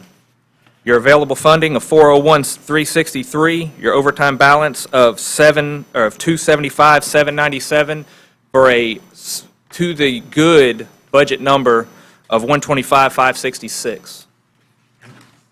I totally understand that, but that does not, that may mitigate the cost of overtime balance. When I look at overtime, not over budget for that line item, yes, it is over budget for that line item. we have more money coming in, but that money could be going into capital reserves and contingencies for a new fire station on the north side too. So, again, this is something that we need to figure out a better way of getting it under control, as far as I'm concerned. Well, Because if you're projecting forward and you're not meeting those projections. Hey, in the, you stopped on resigned employees at board. That's right. That's, I know you've lost employees since then. Yes, these numbers are back to a 4. We've lost probably 2 or 3 since then. We're diligently trying to recruit these employees. And then we're going to get into a discussion in a little bit that I increased some training line for retention. We had discussed that in previous budget years, maybe start sending some guys to paramedic school. I increased that training line to put a contract on an employee and hold them for 3 years past their graduation of paramedic school and/or fire school to help retention. As you see, this only goes back to 4.2, but there is a couple extra on this list since this list was produced. So I have a question. What's the starting rate now? $14.07 is the starting rate per hour. I'm trying to think. On the ones that you're losing, how many of them are what you would consider a new employee versus a long-term employee? On this list here, Angela Bagley, she was a long-term employee. She'd been here since we were with EMS. She took a job, she had recently got married, took a job with North Florida Regional Medical Center for a full-time position there with an increase of pay. She didn't feel she was getting up in age, and she assumed a better path. Much briefer answer than that. Yeah. How many of these are newer employees? 1, 2, 3, 4, 5, 6. 6 out of the total were newer employees. You had 2 that basically used us for a waiting spot to get on with the city of Jacksonville. They did a hiring of 90 employees in the city of Jacksonville. Well, that's what I was wanting to see, if Yeah, we're the losing money people helped. that have been dedicated for 20 years, or if we're losing people that are using us as a stepping stone. That's part of our issue, is we're using people, they basically, they're needing a job, we bring them on, we put the money in to pay them, to train them, and then when they get a job closer to home, or a job opportunity comes closer to home, they take it. I knew, using us. one left that you've had for a while, Slade, he resigned, didn't he? He just recently resigned, actually the 9th was his last day. He moved to Jacksonville, and he accepted a position over somewhere in the Jacksonville area. We have them driving up here from Miami, I think was. I've got one coming from Miami-Dade, works 2 shifts and goes back. To train. He can't get hired down there until he can demonstrate that he's got a certain amount of time and experience. So he's driving up here, training with us, and we know that he's planning to get a job down there. So it's kind of critical with new employees. If he's coming up here, most certainly he's not going to stay. He just want to get trained. And we're 3 employees short still at this date. We're 3 short. What kind of recruiting When you say process? employees, though, how many of them have full certification? They have certificate. We don't hire anybody green. No, what I mean, though, is Dual certified? dual certified. They're all dual certified, but the question is if they are fire EMT, they just may not be a paramedic yet. How many are you missing on?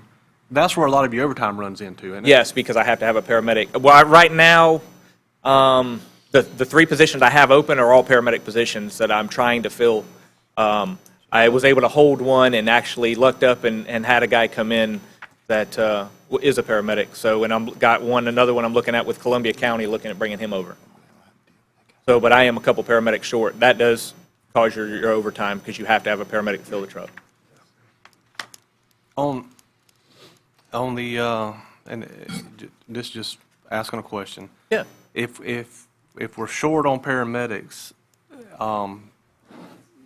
you can't run an ambulance, but you can run a fire truck with EMT and firefighter EMT, correct? Yes, sir. Have we ever sent those 2 EMTs on a fire truck to say a heart attack call to stabilize to a higher level of service can get there? Yes, sir. We do that all the time. Okay. Yeah, we already do that. What I've also looked at is bringing in single cert paramedics to ride on some of the trucks that don't run dual service to try to reduce some of the cost. We created a job description for an EMT just so they can drive. So we don't have to have a fire EMT in those situations. We can just use an EMT. or a paramedic where we don't have to have a fire medic. So we're trying to fill some of those spots. They're just casual. We haven't done full-time with them in those positions, but we're looking at different angles to try to make sure to reduce overtime and fill some of these spots. Yeah, because I know that when people are leaving, they're going to higher paying jobs, but I've talked to several of them, and some of the ones I've talked to that have been long-term employees that have left said it wasn't the money that they were leaving for, is that the overtime was killing them. They just, of constantly. Yeah. And then you figure they work 48 hours, and then they go home for one day, and they're back for the next day. So, but if we can get them full, or we get the staffing full where it needs to be, then the overtime does have a reduction and stays within line. And those employees can get that break. So like I said, I even talked to one that doesn't work here, works in Columbia County, but he knows a lot here, and several of your employees. And I asked him if he knew what the issue was, and he even told me the same thing, that it wasn't. He didn't think it was a pay problem. He thought it was just we were killing them with too many hours of work, and they weren't catching a break to go home and have a life. And so some of them were going on to something different. More or less, it was an increase in pay, but that wasn't the reason. It was a why. break. It was a different lifestyle. Yeah. Yeah, lifestyle change. How do we offset that, though, if they're saying it's not pay and keeping good health, keeping them that turnover? The problem is it is pay for the newer people. But when the newer people won't stay because of pay, then you have to bring in your seasoned people to make up all that overtime. Yeah. That's where it's affecting them. The people that you've had for 10, 15, 20 years, it isn't the pay. They came when we were paying Yeah, $9 an hour. they're doing decent. Just wearing them out. And it's wearing them out. But when you start losing those people, you're losing your backbone. Yeah. And that's your stability. You lose your experience level, and everything has a change. Yeah. How can, well, it's an issue with the state level. It's just something that reoccur. We'll lose a lot of employees, and then we restock.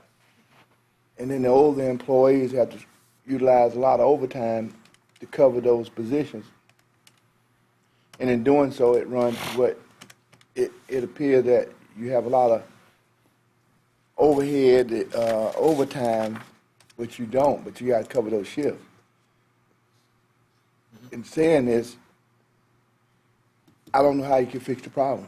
You know, I see it on the state level, and I'm seeing it locally here, where sometimes I have to stay over or in, and it's like that. It's 20 years employees, 25-year employees, or 30-year employees, that you get burnt out after a while, and then you say, well, I'm going to the house, so I'm going to do something else. So it's an issue that you're dealing with that I don't know how you can fix that, you know, and we sit here as a board and look at overtime and say, where you get all this overtime? You got to walk in those shoes to know that, and it's just tough on you. I don't know how you can fix that. It's tough on my staff. I come in 10, 12 o'clock at night and ride an ambulance with my staff. You know, I do what I need to do to fill some of these spots. You know, when we have somebody that has a meningitis infection through one of the patients that they transported, that shuts a whole truck down. We have to call in additional staff to get that truck back up. One of your employees may get sick before he come in, and you got to call somebody in. Yes, sir. I mean, you can say justifiable, but not justifiable. It's a tough position. Right.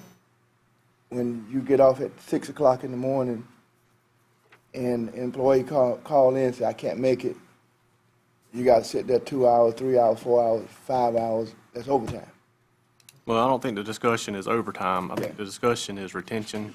Well, I'm just bringing that out. What practices we can take to keep the worker comp cases down. In my additional line, I know we had some additional employees, and I'm short 3 now. You take that bottom number of what that overtime overage is and apply it to employee staff. Roughly, it's almost 4 employees, an additional of 3, but then you got to fill them. So that would be 1 person extra per shift to help offset overtime and help for coverage. And I don't, I didn't say that meaning the overtime's not an issue. I just. if No, you- no, I understand. It you is an fix your issue, and I'm You fix your first one to- retention problem, and we can keep the worker comp cases within a reasonable margin, then. Right. That'll kind of fix the overtime. Oh, yeah. And those funds become available for other areas. Mr. Chairman? Yes, sir.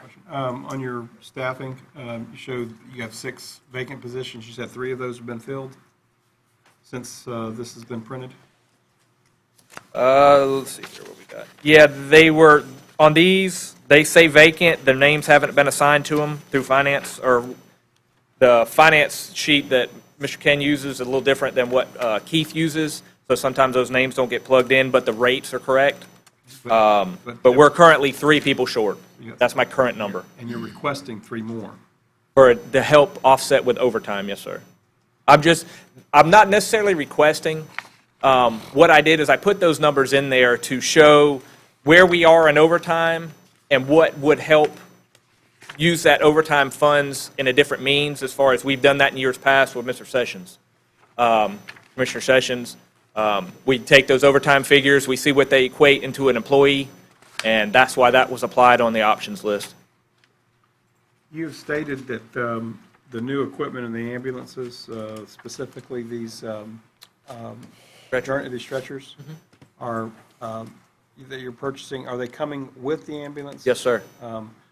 Are there any way, is there any way for us to add those to our current fleet that do not have them, rather than having to purchase a whole new ambulance to get it? I know we've talked about these chassis and everything, and I'm getting to a point, so if you can answer that. No, go ahead.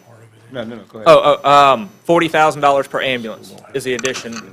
It's about $20,000 for the stretcher and $20,000 for the load system on the ambulances. What we're doing is, as we're retroing the new ones out, we're adding those systems because they have to go into the subfloor or the structure of the ambulance. They have to go break the floor down to place those retention systems in the floor.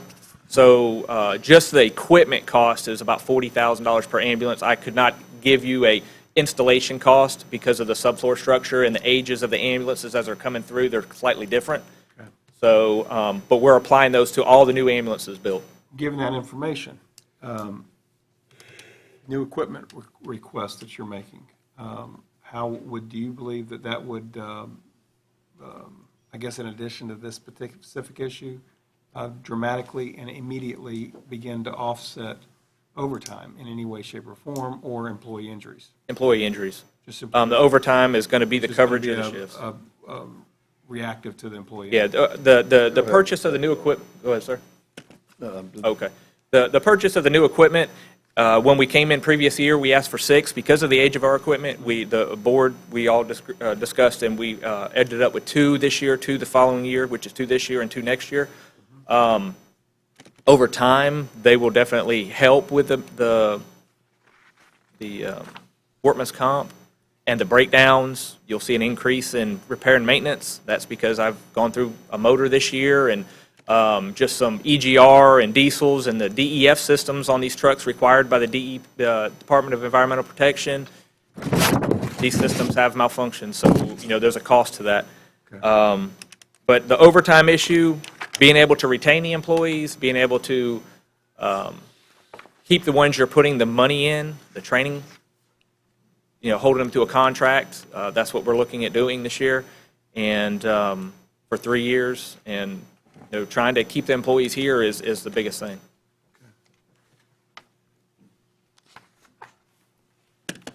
One other thing we did last year was we did not require these employees to wait a year to get the raise increase. That's correct. Then as well.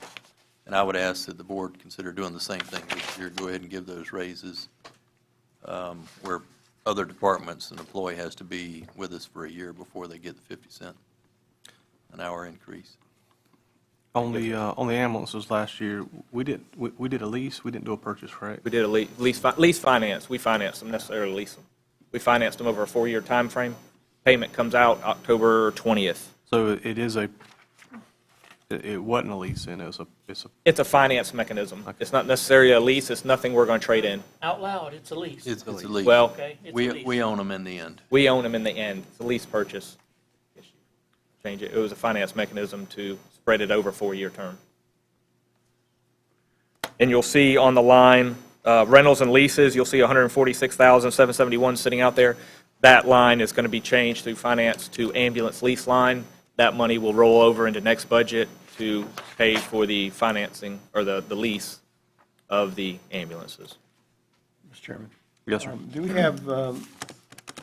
have an estimated contingency or a amount that's going to be going into contingency that you have not spent, or are we upside down, or? No, we have 231,000 in contingency. That 231,916? Yes, sir. That's a contingency that will roll over to next year Okay. with the additional of overages of ambulance fees at the end of the year. Do you remember the number from last year, what rolled in? Nothing rolled in. We created that last year. Okay. So that is a Last line year. this year only. Yeah, we didn't have ambulance fees contingency prior to last year. Okay. And then the last question for me, I think, is, unless something else comes up, is you said that you were able to, with the new billing system, differentiate between non-emergency services and Yes, sir. emergency services. What are we looking at? Do you have any numbers for us? We have a cost of about $300,000 with a revenue of almost 1 million. So you have about 700,000 of additional revenue provided by one truck. That's for the non-emergency. That's for the non-emergency. That's the one additional truck that was provided. We have, how we structure it and operate that is a little differently than any other area. But the cost that we assumed for that was around 300,000. The increase in revenues has been about $1 million. So you're looking at $700,000. But Over what period of time? that'll be over a year's time frame. That's 1 year? Yes, sir. Basically, we took first quarter and multiplied it. You said the structure's a little different. Are we running in those non-emergencies with that one ambulance, or are we using the stations to run them? Different ones. We scatter them out. Depends where they're going. We operate it a little differently and assign it just based on call load. We move trucks around to different areas to reduce response times. So that ambulance that's used, it was an older ambulance that was hanging the majority of the transfer load. But it's how we operate it, a little different. Are we leaving our stations unattended while we're running non-emergency? No, we shuffle calls. We shuffle trucks into different zones. So if we have somebody take it, we have a truck to, basically, whatever truck's closest handles it, we shuffle other units to different locations to reduce response times. So it's a little different, but it works for what we do. It keeps the wait times for the residents down. It keeps wait times for call load for the hospitals down, because ultimately, it's a revolving door. The longer we take, the longer that bed sits there, my guys hold the wall because they're waiting on a bed for the hospital to release. So that means my crew's sitting in the hospital holding the wall for 10, 15, 20 minutes when another call comes out in their zone that they could have been closer to. So it's an operational piece that's always revolving. I guess what I'm asking, though, we're not pulling an ambulance out of Dallin Park or McAlpin and sending them to The only time we Jacksonville? pull an ambulance out of Dallin Park is if they're coming from the hospital going back to Dallin Park. If they're taking a resident back to the nursing home and the other transfer truck is unavailable. That is the only thing we do for those. They're not being called into non-emergency transfer. That's what I'm getting at. They're not calling, you're not calling We- Oakline or McAlpin in, sending them to Jacksonville, they're sending them to Valdosta, Tallahassee. We send our transfer trucks out of Live Oak, provide the majority of the transports because they're right there by the hospital. And then we shuffle the existing zones for coverage. And what are you doing, probably about 15 a day now? No. You don't think so? No, sir. No, sir. On average, I had heard that y'all were doing up towards that. no, we're not doing nowhere near 15 a day. So, and just so y'all are aware, Century Ambulance did shut down in Live Oak. They closed their operational base here and focused their operational base in Columbia County. So, I didn't know that. I have Dr. Spindell. yes, sir. He's still on staff. Yes, sir. He just picked up Columbia County as the medical director. Okay. How often is he utilized? He's actually there today doing training and quarterly meetings. He's at our office. That's a requirement? Yes, sir. That's all that. Any other questions? We have a reduction in Dr. Spindell's salary, is that correct? That's based on finances percentages with the workman's comp and other, that's projected through finance. He actually has a salary increase, but there's a reduction because of, I think, a reduction in workman's comp. Yeah, Whatever it is. or 1,438. 48. I had questioned that, and that was the explanation, that he had an increase in salary, but it was a reduction in some of the other contributions. Yep. So, The community. He got his raise though, right? he should have got a 50-cent projection Yeah. and a 1. He got his raise. I think the previous year number was a little overstated. Where are y'all seeing him at? He's he's got his own line. Very, very back. Very back. Okay. Last page. That's the one we put in several years ago as a regular employee, where he's Yes, sir. driving the So we pay his insurance and benefits and the, everything. benefits. Yeah, retirement, health insurance, all that stuff. Could you, real quick, I got one thing down as what you were doing to try to reduce some of this workman's comp, these workman's comp issues as far as internally. Yes, sir. As concerned, I got contracts as far as losing employees in that 3-year timeframe wasn't necessarily, I'm just trying to figure out what you're doing internally to reduce overtime, not necessarily workman's comp, but workman's comp being a part of that. Could you just real quickly go through all the steps that you guys are taking to make sure your guys are safe, that they're doing their job as safely as they possibly can to reduce workman's comp issues, thereby reducing the overtime concerns? Could you just kind of give me a list of things that you guys have put in place? In policy, they're only allowed to work a 48-hour shift back-to-back, which if they have an overtime, they have to have a certain amount of hours of downtime prior to coming back to work. They cannot work another job 12 hours prior to coming to our job. The change in the type of trucks that we're purchasing, the change in the equipment, the stretchers, and lift units that are structured in the back of the ambulances. Teamwork, if they're lifting patients or lifting together. Just slip and falls, we have precautions and the type of equipment that we provide. We don't have necessarily, don't knock on wood, haven't had any burn injuries associated with fire due to the types of equipment that we use, because those, if we have one, it will cost us dearly. We look at every area and we make sure that we're complying. We make sure we go through human resources and any state mandates that are placed down for workman's comp or any requirements, we apply those to our job. Does the state mandate a certain number of hours of training every week or whatever? Our guys are already mandated tons of hours for CEU, continuing education, Yeah. and recertification classes, things like that. So, but that's really associated with their certifications, not necessarily workman's comp. I was specifically speaking towards that teamwork thing. How you promote it? Through training, just our training activities and training our employees, video and hands-on. Hey, on the non-emergency transport, do we have to have a paramedic, or can you have? Majority of the time, we have to have a paramedic. Even though it's non-emergency? Well, it's called non-emergent, but that just means you're not running lights. Way that So system, it's completely different from the non-emergency medical transport you see running around? yes, those are basically going to doctor's offices. Those are wheelchair vans and doctor's office visits. They do not require a medical attendant, is the key word. They are basically stretcher-bound or require a medical attendant for suctioning, medication administration, oxygen, things like that. Those vans that run around, that's a completely different service that we do not provide.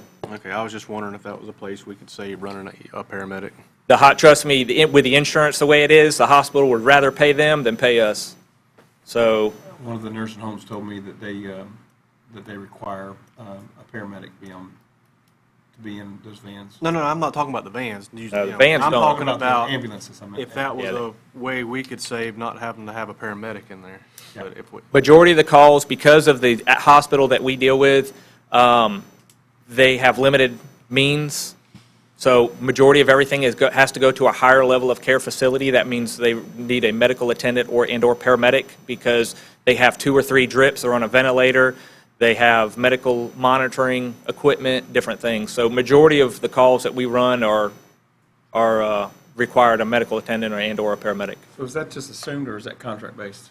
Sir? Is that assumed or contract-based? What part of it? The, What they require? they require, yeah. That's state mandate. Oh, is it a Yes, sir. We can't put an EMT with somebody that's got 4 drips hanging and they're out of their skill level. What about just discharges? Discharges, that is a business I try not to get into.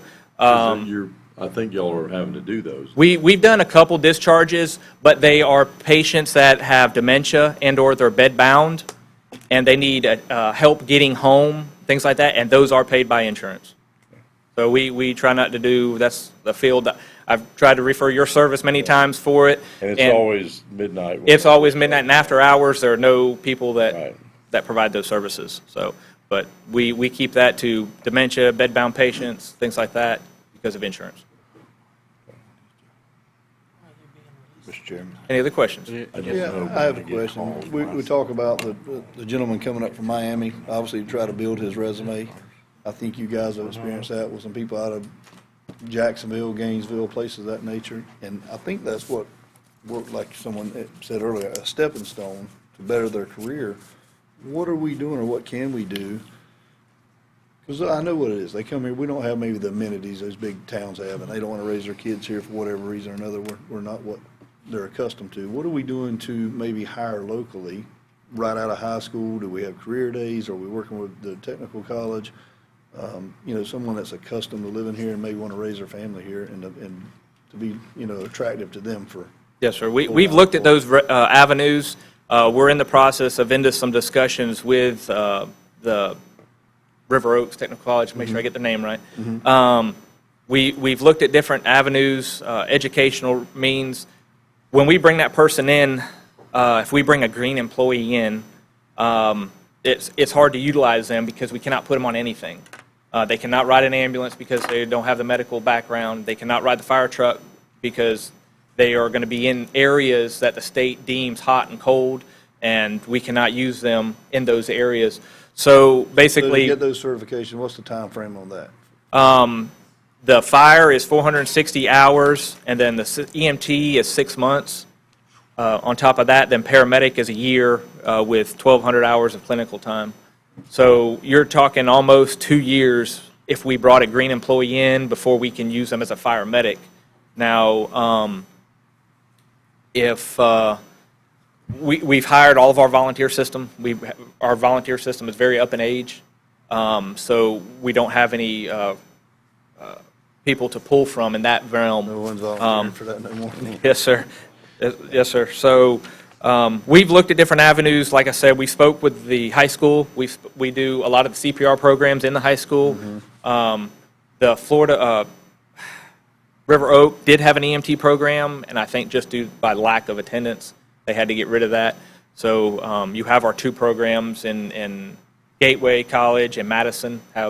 Madison has a paramedic and EMT program. Gateway just started a fire program, which is great because our guys can go there shift-based versus going to Ocala and having to stay out of town.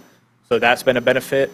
We've actually hired 4 individuals out of that program that were already paramedics that put themselves through fire school, and we retain them once they've completed their certifications. So we're looking at different avenues to try for retention, to get people locally, but I think we're close to being tapped out of the people that are here unless we educate them ourselves. is there any portion of the fire side of it? You said 480 hours? 460. 460. Is there any portion of it that, I'm sure some of it's active in the field, like on Yes, sir. Hanson, and some of it's classroom time? Yes, sir. Can that classroom time be offered anywhere, or? We offer that classroom Oh, in-house when we have enough for the attendance. So we have instructors. I have 9 instructors in-house that can provide that classroom education, but then you have to have so much at a burn building, which Gateway College has. I different knew things. you had to have that kind of stuff. Well, okay. Yep.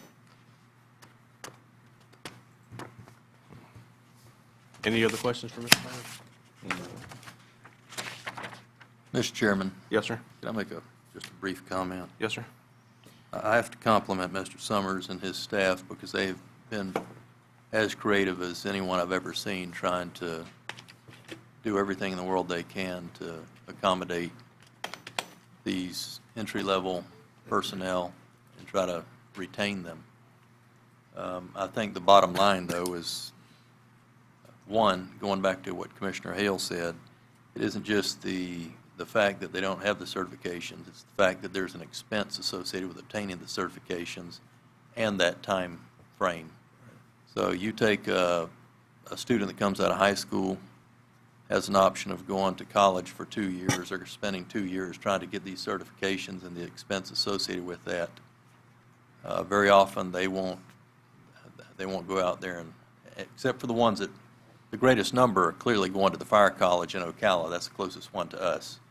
But you're going to get a few, and then you're going to get, I think the other thing that Chief gets is some that have a single certification, and those will sometimes go ahead and get that additional certification while they're working with us, and can be placed where we can place them with a single cert. Our biggest problem, though, I think, still comes back to, that's affecting our senior people. It's the entry-level people and our ability to retain them with the rate of pay. And have you done the comparisons with surrounding counties recently on the rate of pay? Entry-level people. That is a touchy subject right now because they're all looking at ours and they're all coming in their budget workshop and they're all going up. So they're all trying to catch us right now, and they're going to do it this year by the sounds of it. I know Madison, I've spoken with county commissioners. As far as our services, I've spoken with county commissioners and county managers from Bradford, Columbia, Madison, Baker. They're all trying to mimic our service that we're using today. They're all looking at consolidation of EMS and fire, and they're all pulling pay rates for all the counties, and they're all trying to match where we're at today. It's a constantly going back and forth. I have not pulled a recent for the simple fact that everybody's looking to go up this year. So I was kind of having to wait until, we get through some budget and see what kind of numbers they're talking about before we have some ideas. It's clearly a statewide problem. It isn't one unique to us. No, it's not. It's a workforce problem. It's what it yeah. is. Across It really is. everybody in here, every department head in here is going to have the same discussion, I'm sure, because it's across the board. Well, just humor me with this conversation here for a minute, because if it's something we can do, I don't mind us bringing it up to the school board. You said a portion of the fire classes can be offered. Y'all do them, or Yes, sir. somebody could do them, I suppose, at the, at Gateway, not Gateway, but River Oak. Yes, sir. And they have in the past offered the EMT classes. Yes, sir. Is it possible that we put together a program and try to run it through them, where maybe it's a 2-year program or 3-year program through the high school, or if the kids wanted to go into that field, they could go and get their certification for EMT and come out with the maximum amount of fire hours that you could get in classroom. Mm-hmm. So when they come out, all they have left to do is finish the burn building or whatever's available. And it's just a program to help strengthen our local workforce, because that seems to be the problem. It is. It is, and that's a great idea. I'd had discussions with Ms. Almer and Mr. Taylor about the same thing, and we're trying to put some type of program together through the school, because we already teach the CPR, and we try to get them interested through the HOPE program. We teach the CPR portion of the HOPE program, and we try to get in there and get an interest into our field by that avenue. We've also went and spoke to the EMT classes that they've had, or the phlebotomy classes. My guys go do different things over at the VOTEC. And Well, I know they've made a real big push towards the medical field, both at the high school and Yes, at the River Oak. Oak. They've been doing, not biology classes, but it's A&P. They got the A&P 1 and 2 programs, classes, yes, sir. they got the CNA programs and different things. But if they offer the EMT, they're offering one piece of it. Right. I think if we could try to work out a program where they're offering both halves of what we need. When did they eliminate that program? Do you know how long ago that was? It's probably been a little over a year, I think, since they've had the program. But it is a great idea, and it's definitely on the lines of something that we can manage and work with a partnership with the high school and the River Oaks to try to accomplish it. I mean, dang, we gave them an ambulance. They need to use it. It sits in the back, and I I don't know. think it probably won't be used. No. So, I've seen them out there. All right, I don't have anything else for you, Mr. Summers, unless somebody else does. okay. We can go, do we want to go ahead and do the fire budget while we're here? Sure. All right. That will be the 2210 in your book. I don't, what tab is that? 33. Tab 33.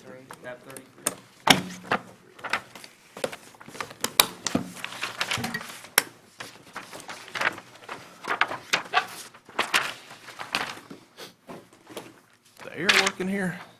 Or, I'm burning up for some reason. Crank it down. You can let Mark in here, and he'll keep it high. Randy can put a coat on. I want it to be cold. I'd It was rather. on 75, it's on 70 now. I didn't touch it. He brought a coat. All right, on the volunteer budget, for those of you, that is, these lines or these additions will come directly out of the fire contingency. We have the workman's comp increase. That is an increase in the cost. That was projected for the coverage. You have an increase in medical evaluations. We're due hazmat evaluations this year, which require heavy metal, so there will be an increase in that cost. Insurance and property liability, based on where we should be at this year, that increase was to cover the projection. And then you have a little bit here, you had a reduction in motor fuels. You had, then the only notable increase, there is none, so. Is there any questions by the board? There was a $15,000 increase in workman's comp for just the volunteers.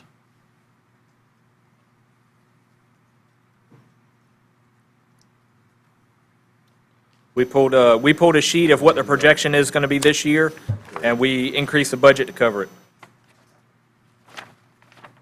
Did So something if we change? don't, it will come from the fire assessment, not from general fund, but. I yes, sir. know where it come from. I was just, seemed like a big increase, just for that. We have amount. an inquiry on it, so we can come back to you definitely the next one. But that base was on the projection, but we have an inquiry as to why, the human resources. I had a question. Just trying to understand the pages here. Under your revenue budget, 122,331, and I guess it's 122,331 to 389. The one that you wrote in all this information? Uh-huh. Yes, sir. Am I seeing this, is it differing from the next page that's all printed out in some way, shape, or form? I don't know what page you have printed out. It'd be the first Yeah, one that's with the the blue work. dot See on the it? first one with the one with the blue dot on it, and versus the one that's right before it. Because what I see is a $2.8 million difference between the requested budget, or between 2018 and 2019 requested budget for revenue. Am I There's a missing- contingency in there. Yeah. Yeah, There's a contingency Balance balance in there, forward, balance and it'll be a balance forward. So that's what you have in the fund, not requested. You have a balance rolling forward in there, And you're getting more and more out of the and there will be more this year. see this written in stuff, and I can't hardly read it and everything else, so it just kind of doesn't make sense to me at this point. Yeah, there'll be a balance forward. We keep that fire contingency. We have our current fire contingency sitting about 1.6. So now I understand you're going to be making your truck payments at the end of this year coming in, and then any increases in other trucks or equipment. Remind me how much those truck payments are? The truck payments should be on your sheet. Let's see here. A lot. Look for the fire sheet. I want to say it's in the area of 147,000, if I'm not mistaken, Each? total. Total. Total for all three. Their expected delivery end of October, beginning of November. Here's the difference. Yeah. What did we do, 5 years? 83. How much was your increase that you rolled over this year versus last year? About the same, about about the 300,000. same? Okay. It was about the same. When we'll see a reduction is coming this fiscal year because we'll be making those payments. Right. Things like that. But about 300,000 of rollover is where we've been pretty consistent. Okay.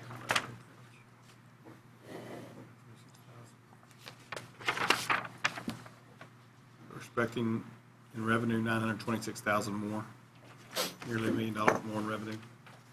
Just rollover. There's no additional revenue. That's all that's just rollover. Yes, sir. There'll be rollover in there, balance forward and rollover. The revenues, we project to stay the same, the fire assessment, because we don't have a change, so we expect the fire assessment to stay the same. We plan to do it, that's right. And still have some left over. It'll Just yeah. build. Any other questions for the board? I don't have any unless anyone else does. Y'all got any more questions? Thanks, sir. Thank you, sir. Dr. Jackson. Economic Development. Dr. Jackson.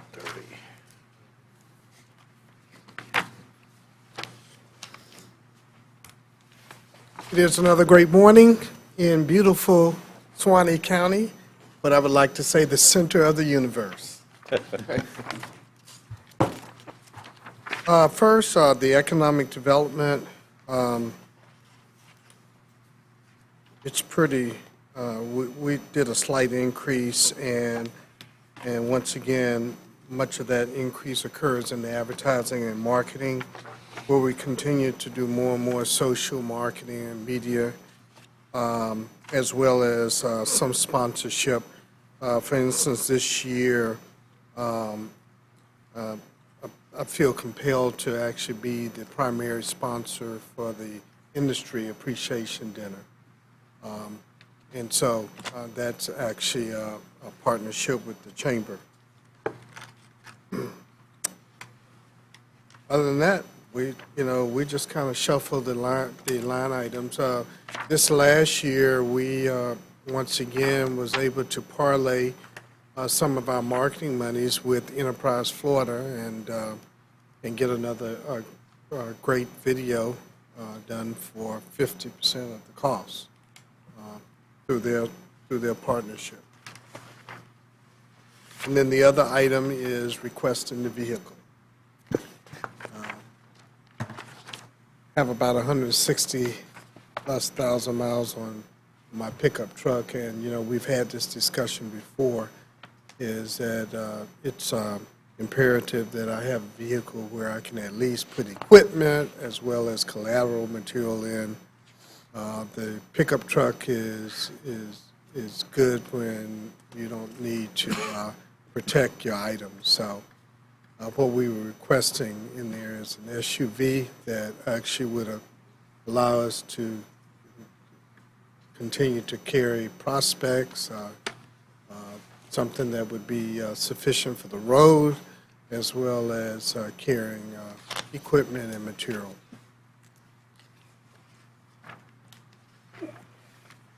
Any questions for Dr. Jackson? I have one. On the vehicle, you plan on wrapping it as well? No. No.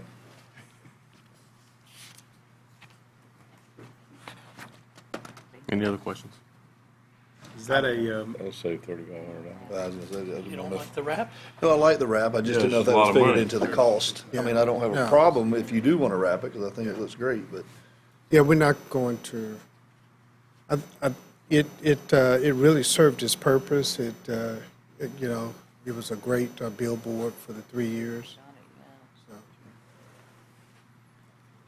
Everybody knows we've got an economic development department Yeah. now.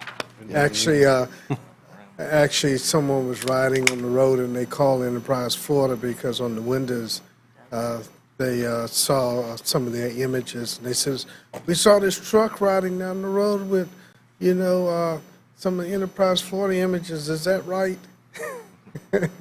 So we did, but it served its purpose, and it's about branding, and basically, I would like to think that Suwannee is branded in the marketplace, and it is creating a lot of opportunities. It's just amazing how prospects are calling and they're meeting. And one of the other things that came up, as you all had other discussions regarding salaries and staffing, it really parlays into the discussion you all had the other evening about affordable workforce housing availability. And so once again, as a part of the marketing, I know Mr. Harris and myself have been reaching out to builders and recruiters. Trying to recruit builders, residential builders, to look at areas here to create those opportunities.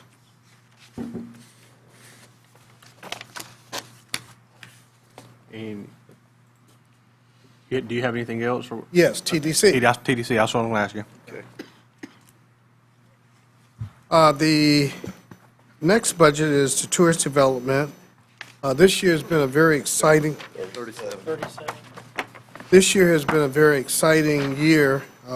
We spent a lot of money, but I think that as it relates to getting the tourist development effort, the tourist development board has been very busy, really have stepped out and helped the tourist development effort get to the starting line.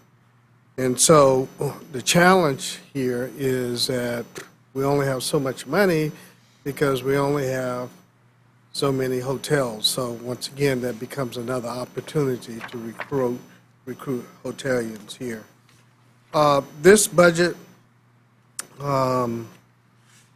this next year, we will continue to, the TDC approved this recommended budget to you, is to use services of our advertising agency and basically social media and digital marketing will once again be the hallmark of what we're doing. One of the things I want you all to be aware of, because the public will come to you, in our local event spending, it has significantly decreased. The TDC budget has gone from mainly funding those local events and some of the larger events like the Spirit of Suwannee. And the TDC board, the dollars that were not being used, they prudently and I really commend them, set aside dollars over the few years. Well, this year, as we're going forward, basically every cent needs to go into promoting Suwannee County. We have the tools, we have the platform, we have a plan. And so as you do that, because the dollars are limited and because the dollars should be spent for advertising and promotion, basically we have decreased that line item significantly to about $72,000. Last year was $100,000. The year before it was a few more dollars. So the advertising and promotion, the $72,000 that we're spending is mainly with our signature events. Prime example was this last weekend, weekend before last, when I think we spent about $15,000 with Scuba Nation to develop that documentary. Well, basically, we got national exposure on that, and that's what these dollars should be spent for, creating the interest that Suwannee County is a great place to come, to vacation, to do recreational activities, to fish, to bird watch. And when they do that, we want to make sure that they're putting heads in beds. We are being very successful in getting folks to events, but we don't have enough beds, so Columbia County is really getting our local option taxes. by efforts. So just wanted you to be aware that the monies that will be spent on like the Blueberry, other festivals are going to be minimal.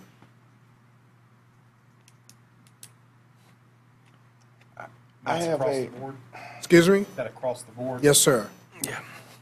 I have some type of a comment. You're saying, relating that, when we have the events here, whatever we have, the tax dollars are going to the other communities that have bed tax, Hotels, the hotels, availability of hotels. availability. We just have those out on 129, and there have to be something that's preventing us from getting these nice hotels, which we've tried to get them to come to Suwannee County. What do we have in place that we could get some of those? Well, once again, it's really talking to hotelian developers, and, you know, there are formulas, and I think now that we have the ability to capture some data through our analytics, I think it gives us a better argument, more or less quantifiable argument. I mean, it has to make sense. It's just like the affordable housing. We've talked to developers on multifamily. The reality of it is for multifamily housing, they're looking for you, they need rents between $800 and $1,200.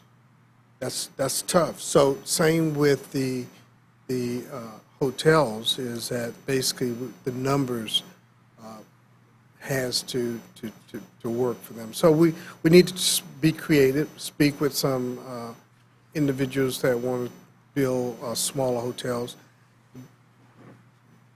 I really think that the south side of the county, if we can get a developer to actually build there, I think that ecotourism piece is going, it is big, and it occurs year-round. So it could be diving, it could be bird watching. You know, when they filmed that Scuba Nation, I mean, it was like, 32 degrees here, but basically they were able to still dive because it's 72 degrees once you get in the water.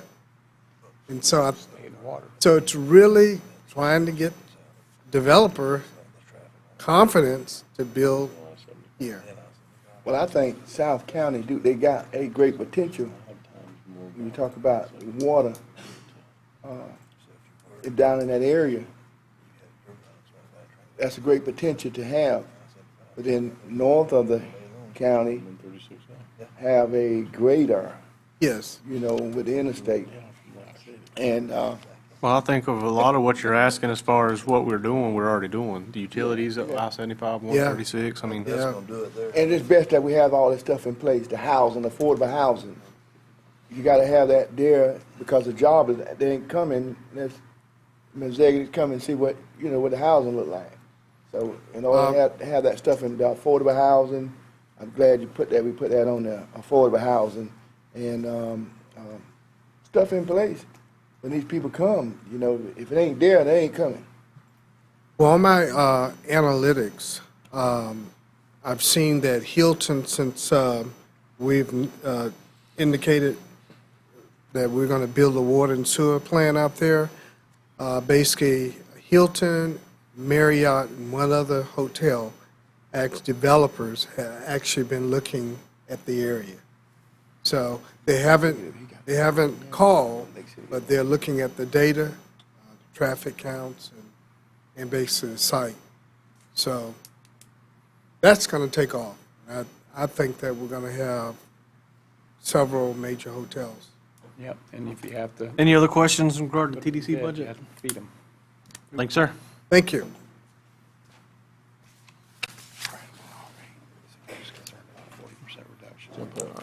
Next up, County Administrator, On there from 11. Veterans Affairs, Board of County Commissioners, do what? We can run through all that in 30 minutes, can't we, Randy? Okay, tab 11. 30 minutes, I can hold that. Turn that ice machine off, we can save some money. Man, I'm just now cooling. I figured if we got it cold, it'd speed you up.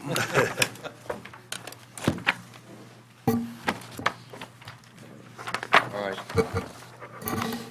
Tab 11, County Administrator Budget.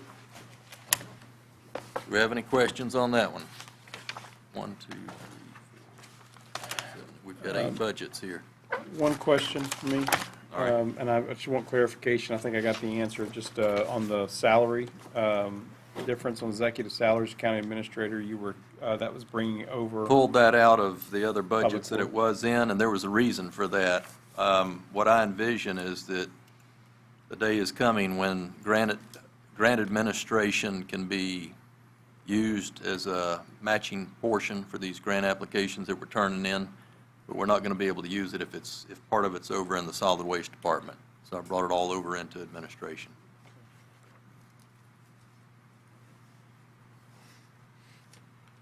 Any other questions?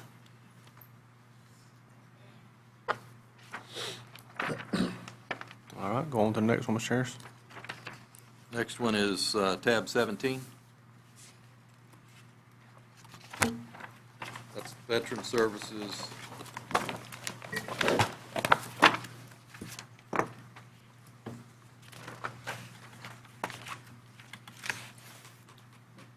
Any questions in regards to veteran services?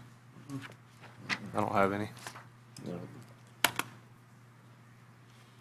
No questions there. Next, tab 5.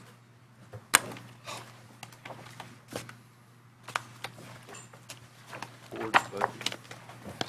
In order. Pardon me? This year, get them in order. It is in order. Alphabetical. No, in numerical.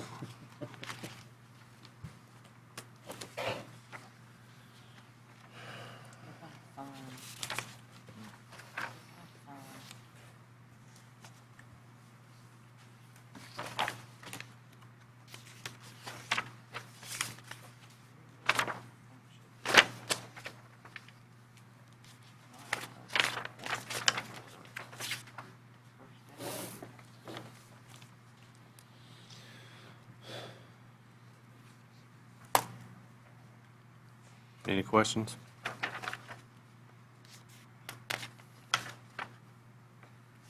I don't have any. Mr. Chairman, I just want to make a brief comment. You know, we've got the Mizell building on here. We've got some other projects we've talked about. We've currently got some out right now with the engineers waiting for plans.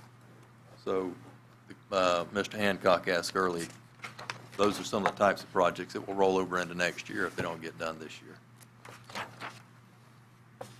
Next is tab 46. We've added some budgets in here to delineate the distinction between the existing water plant and the I-75 water plant, I-75 sewer plant. We've already set those up.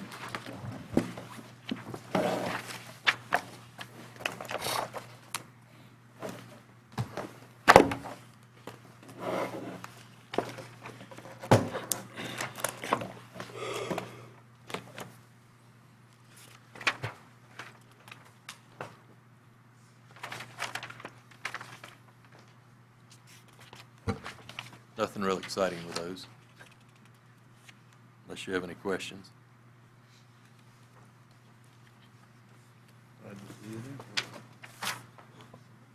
On the water plant transfer in, is that just operating money? Yeah, we're going to continue transferring money in until we get a sufficient number of customers out there to make any difference.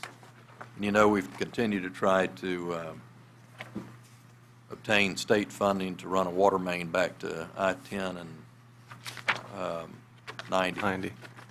But the blessing and the curse is that that interchange hasn't developed anyway. Yeah. It'd be nice if it does. I think part of the problem is the property is too close to the railroad tracks on one side. Just hasn't been much interest in developing that.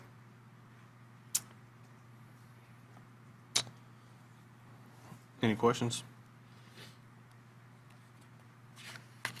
Next tab is 38.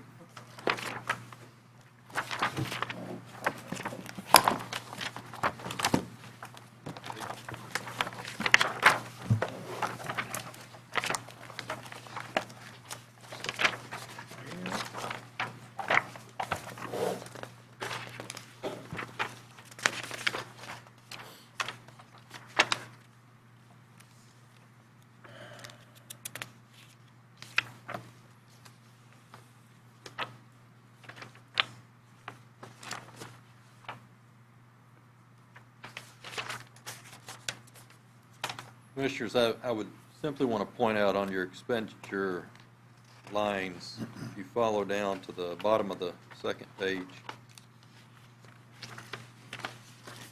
9900-01. I brought this up last year. At some point, we're going to have to start escrowing for replacement of our rock crusher. That's going to be a very expensive item. And if we start setting aside $200,000 a year, or anything, honestly, that one's getting old. It has served us well. We've done a lot of repairs on it, which that part isn't a problem. If it becomes a huge issue, it's going to be a very expensive replacement. And I would envision some deal where we're paying it off over a number of years, maybe. What's the, what do you think the price tag on one is? I would say for what we need, good price is going to be between $700,000 and $1 million.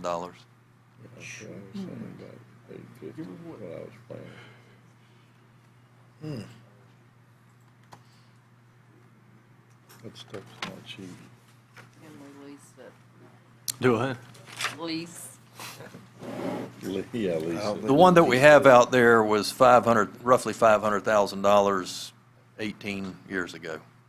18 years So ago. it could easily be $1 million. Yeah. Can you lease it? That item, we might be able to lease, but I don't think we're going to be able to afford a lease on that one. I was going to say lease Better would to be buy it. extremely high on one. If we can escrow, if we don't need it right now, we can escrow for it. We're better off just escrow. I it would and buy it rather out. escrow and Buy cash. then just wait until we need to do something. I think a cash purchase probably be our best ticket on that item. The, I got a question. The County Road 49 paving grant, is that estimated for the entire amount or for the additional amount going north? It isn't the additional going north. We realized the other day that Chairman and I had a meeting with DOT that they're not going to have the money going north for a while. This is What we're what's already been trying to funded. do is take about a mile's worth, maybe a mile and a quarter, and do the worst part of what's on the north end, which is in much worse shape than the south end. And then the biggest portion of it's going to go on the south end, less about a mile.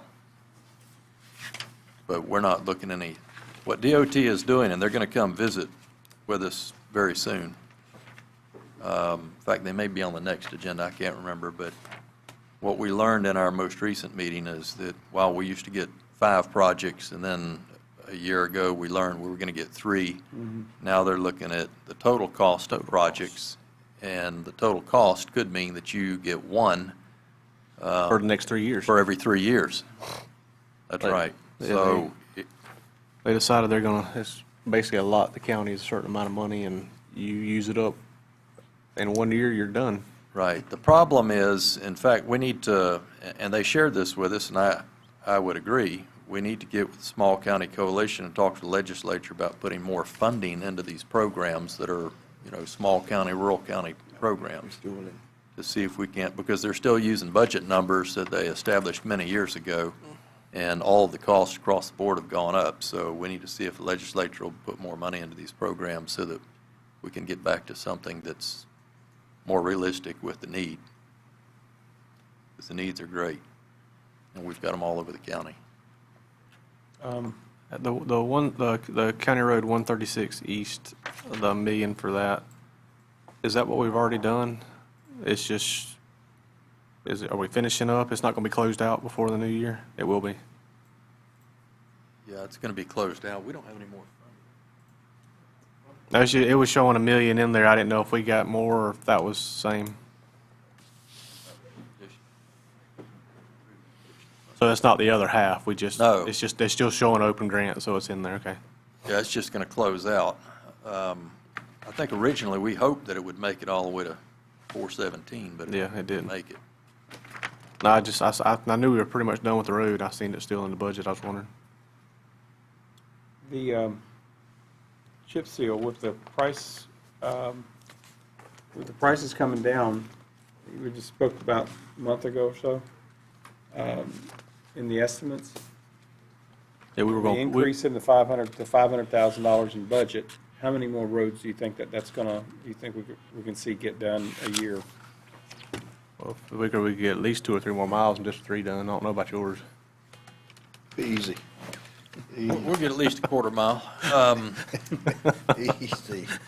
Honestly, we're going to have better numbers. It will depend on the roads that we select and how much work is involved with us, because while we can set the money aside, in fact, this $500,000 this time around, I'm trying to incorporate all of the striping and everything in it as well, so we had that separated before.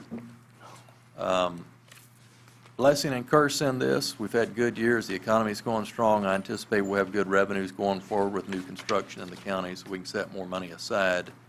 The other side of it, though, is that we're using existing staff and equipment, even though we've added some additional pieces of equipment, we are still primarily in the maintenance business of existing unpaved roads. So it will, this next year will be a challenge to spend $500,000 on chip seal roads, depending on whether or not our staff can accomplish that greater distance. Now, we might have this year total, I don't remember, 6 miles we might get in, because we made some adjustments in some of the roads, but we'll just have to take a look at it. By the time we finish this year, we'll have a better feel for that. I think we can still budget for them, but don't want to put them above the maintenance.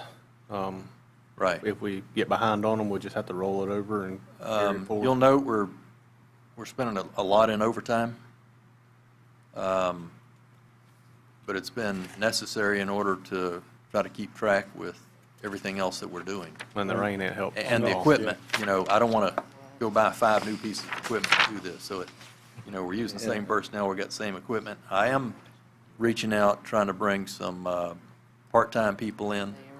I've even got someone that's supposed to start with us from the school board that wants to work on Friday and Saturday, or on Saturday if he can drive a dump truck.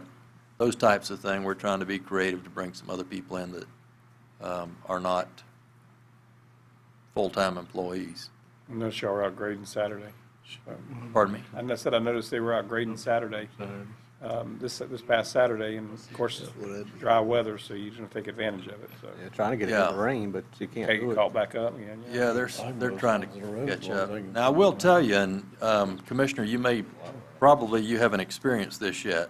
Some of the other commissioners have. In the past, if we have days where we know it's going to be raining all day, I'll tell those guys to stay home on a Tuesday or Wednesday or Thursday and then come back and work Friday and Saturday. And the reason you would hear about it is when somebody wants to complain to you that they don't like the work schedule. But it works better for us because then we're not paying them overtime. That's the one thing I haven't had complaint on, is work schedules. Yeah. Can we reverse the order of chip seal projects this year and start with District 1 instead of ending with District 1? I was going to bring that up when we got to the actual layout of it. I think that's only fair. I'm not prepared for us to even start selecting roads yet. I've got a couple, 2 or 3 roads or pieces of roads that I've talked to some commissioners about and some citizens. So once the budget has been approved, I'll come back and we can decide to come up with a list. As long as we've had to wait, it'll be next year. That's right, yeah. What about on the MSBU program that we have? Do we have any of those situations come back where we've gotten enough people to move forward with those projects?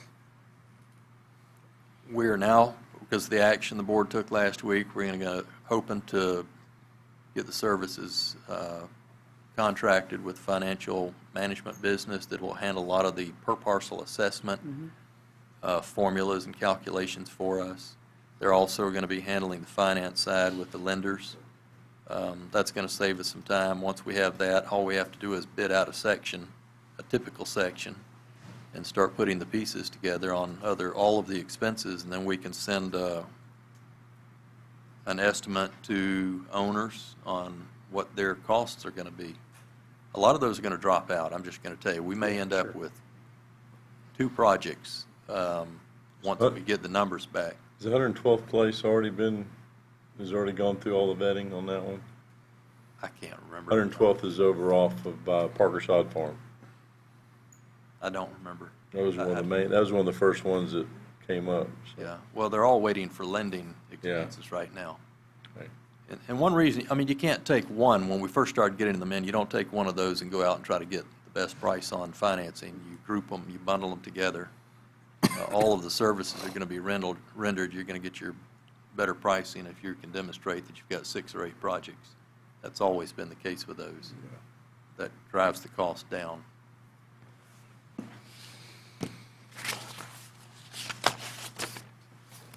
Any questions on this budget?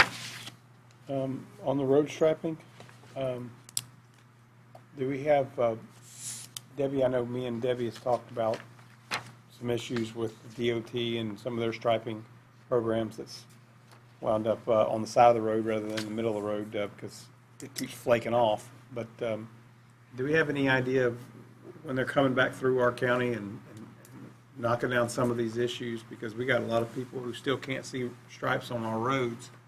And roads like 137 is one of those primary problems, DOT striping coming up. The scary thing is how many people actually call you and say, I can't see when I'm driving. 'cause They send us Don't two things. One time, on occasion, they'll ask us for a list, and on other occasions, they just come in and start striping roads that they think need to be striped. So if they send us an invitation to send them a list, we do. Okay. But we don't know when they're doing them. So this striping right here, this, probably the same question I asked last year too. This striping right here is just, it's not necessarily, this is minor stuff, right? Right. Really, really minor stuff. Yeah. $30,000 doesn't go a long way. Yeah. All right, any other questions in the Public Works Road Department? All right. What tab you going to next, Mr. Harris? Let's see. Road and bridge, paving. You want to go to solid waste? Yeah. 44?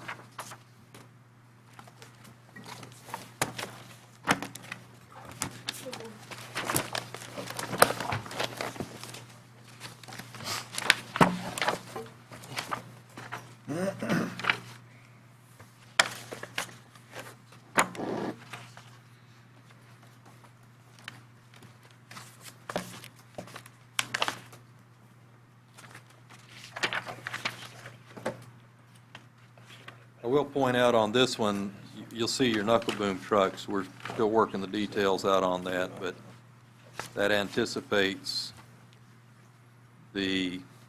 what will ultimately be a purchase. It's going to start out as a lease. It's a lease option, so that once we've paid out 4 years, we own those. We're also proposing that we lease the front-load garbage truck, get out of the business of owning those because those trucks just don't last.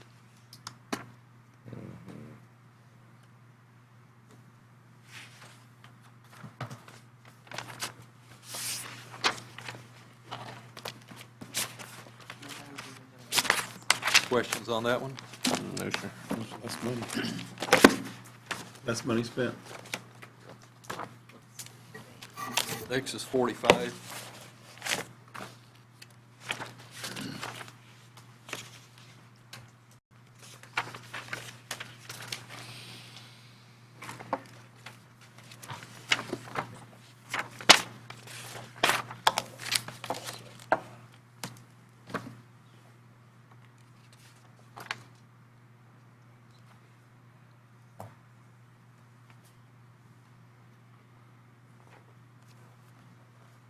Any questions on that one?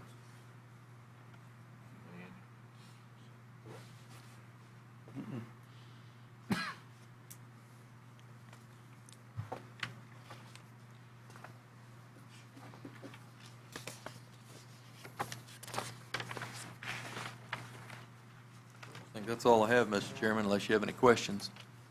Yeah, I got one on the solid waste collection. Okay? The balance forward from last year was a little over $1 million, and this year it looks like we're rolling in 434. I just can't remember what we did, what our expenses or what we had budgeted last year that caused that or where it went. Garbage truck or something? I don't remember. I was just, Garbage truck? Yeah. Where were you talking about? the last line on your solid waste revenue budget or the balance forward.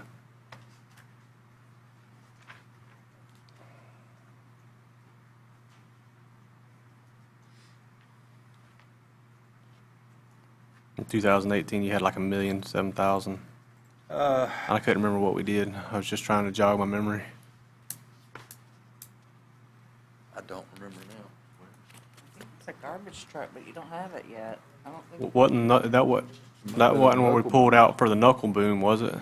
The two knuckle booms is the only thing I can think of off the Yeah, top that's of my what head, came and to there my may be a mind. garbage truck involved in that too, but for sure it was the knuckle boom trucks we had discussed, which we still haven't spent. Okay, that's what I was making sure. I knew we hadn't spent it, but that's the only thing I could think of was the knuckle boom trucks. Well, the And the one front loader, 1.7, I'm mistaken. 1.007 over on the next page shows a requested budget of 434. I assume that that's due to one of the trucks, or the truck issues, purchase issues, right? I mean, that's not the expense, that's a revenue issue, but that's where I see the other one, the $1 million listed. You lost me. Say that again. You go to the next page where the blue tab's at. Let's page them on. Okay, you see the balance forward. Mm-hmm.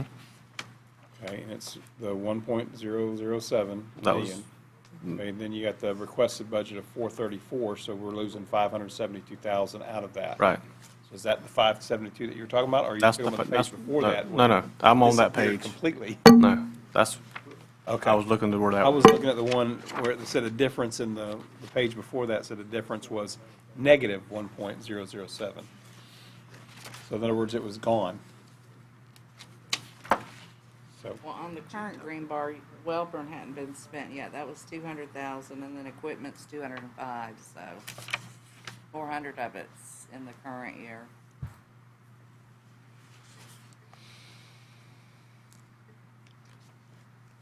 You said 400 if it is. When we build our balance forward, we were assuming this 405 is gonna be spent this year, but it hasn't yet. Okay. I don't know if it's gonna roll over. And then that 400 wasn't including the knuckle boom? It's just in an equipment line. Oh, okay. 5,000. I think it was the There's a knuckle boom. and a garbage truck.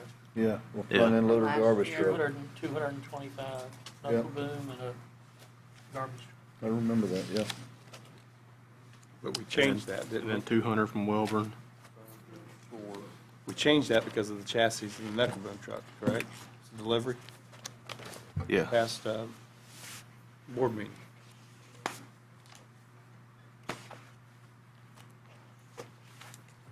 I think I found it. I think we're waiting, and the original company said they could do it now. Well, what's gonna happen is, next year, is gonna sell them 2 chassis. So will we, since we did not spend the money on the knuckle boom trucks because of the delivery issues and the changes that we made this last board meeting, will it He's got 2 chassis. be already funded from last year, or whatever remained funded last year, or will we remove that from last year's budget and then fund it in next year's budget? Whatever didn't get Lease. spent's just gonna stay in there until we do spend it. Okay. It isn't going anywhere, it'll just continue to go forward until such Well, time I as we just spend see it. the lease on it. And right now, I would say at this late stage, it's probably gonna be in next year's budget. I found it, what I was looking for. It was the Welborn site. Auburn Collections. Machinery and equipment, and then the knuckle boom and the garbage truck. Gets you within $12,000 of it. I just couldn't remember where we, Saturday night. 200,000 Spend it was at. for the Welborn Collections. just making sure it wasn't an oversight, wait. but it's not. I see it now. Less than me. All right, anybody else have any questions? Can do it. Other than that, wait, also, in 2 weeks. Going once, any questions? Don't have any. That was the last thing we had on the agenda for today. If y'all don't have anything or want to go back and discuss anything. I got some for tomorrow. Mr. Chairman, Commissioners, I apologize that we didn't string this thing out all day like we typically do. I don't know what I'm gonna do with the next 3 hours. I know. anticipating. I got plenty to do. I'll just give y'all a quick rundown on what I'd like to do tomorrow. Let's go through these outside agency requests quick as we can tomorrow. And then, if y'all want to delve into each individual budget and start looking at changes, reductions, additions, whatever. And, well, we also have the outside agency, or the options list tomorrow as well. And since we have a workshop tomorrow, we can discuss, I got something else I want to bring up to the board as a group. That's fine. I wanted to run through everything today, hear everybody out, and then after we hear everybody out tomorrow, and start with the options list. If y'all want to go back, make any changes or anything anywhere, then we'll do it at that time. This building isn't be used for anything else, right? Say what? This building's not going to be used for anything else? I don't think, I got a text just a minute ago about Not, I'm going to leave it here. supervisor elections. From Meridian? Yeah, we've got Meridian. It's in the book. Should be in your book. Now, On my outside book. It I didn't should be see. in the budget, but he had it on the outside, but I think you were gonna put it in the budget, weren't you? Is that in the is that on the adjustments instead of? Look at it. I might have to look at it. I always like to check their paperwork, Yeah. so. You need to, it's in section 3 on the last I portion don't, of that. I don't think anybody's got it scheduled. I'm going to just leave my. Only thing I got is supervisor election wants to come in tomorrow afternoon and get early voting equipment ready, but that'll be after we're done. Fine. It's listed in there. Yeah, Do you have it, Jimmy, tab 3? Well, it just said Meridian Healthcare under tab 20, and I went there and it wasn't there. No, it's under, it's the last page of tab 3 is their letter where they're requesting it. What's tab 3? Outside agency. Oh. Outside agencies. Okay. Going at 63. I thought we had moved them out of that, didn't we? Well, we were Well, going we're to, but They're going to come in and make a presentation. Okay. The raise in 3,000. Just left it out. You said they did raise it 3,000? I see their letter. Can you send me, give me a chance to look at that tonight on their backup on that? you have the backup. Typical, Do you have the backup? There's no real, this is all that was. they have that 10 or 12 page document they say for the regional, so I can check the regional. I don't think they ever sent that, but I'll double check. Okay.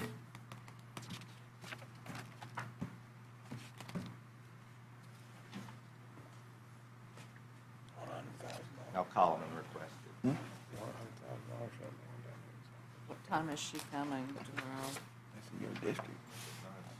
Yeah, it's still. It's a big potential. It's a big potential down there. We didn't send it to Eric. See, it says, please see, accept this letter and the attached report as Meridian's request. That's the Oh, regional it's their report. Yeah, the regional I'll do report. that there. Okay, yeah, if you send that to me. They'll probably win, but they should stay out of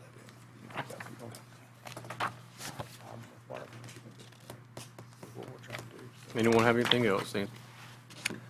Y'all good? Y'all good? You're fine. You good, Randy? Yes. All right. Adjourn the workshop.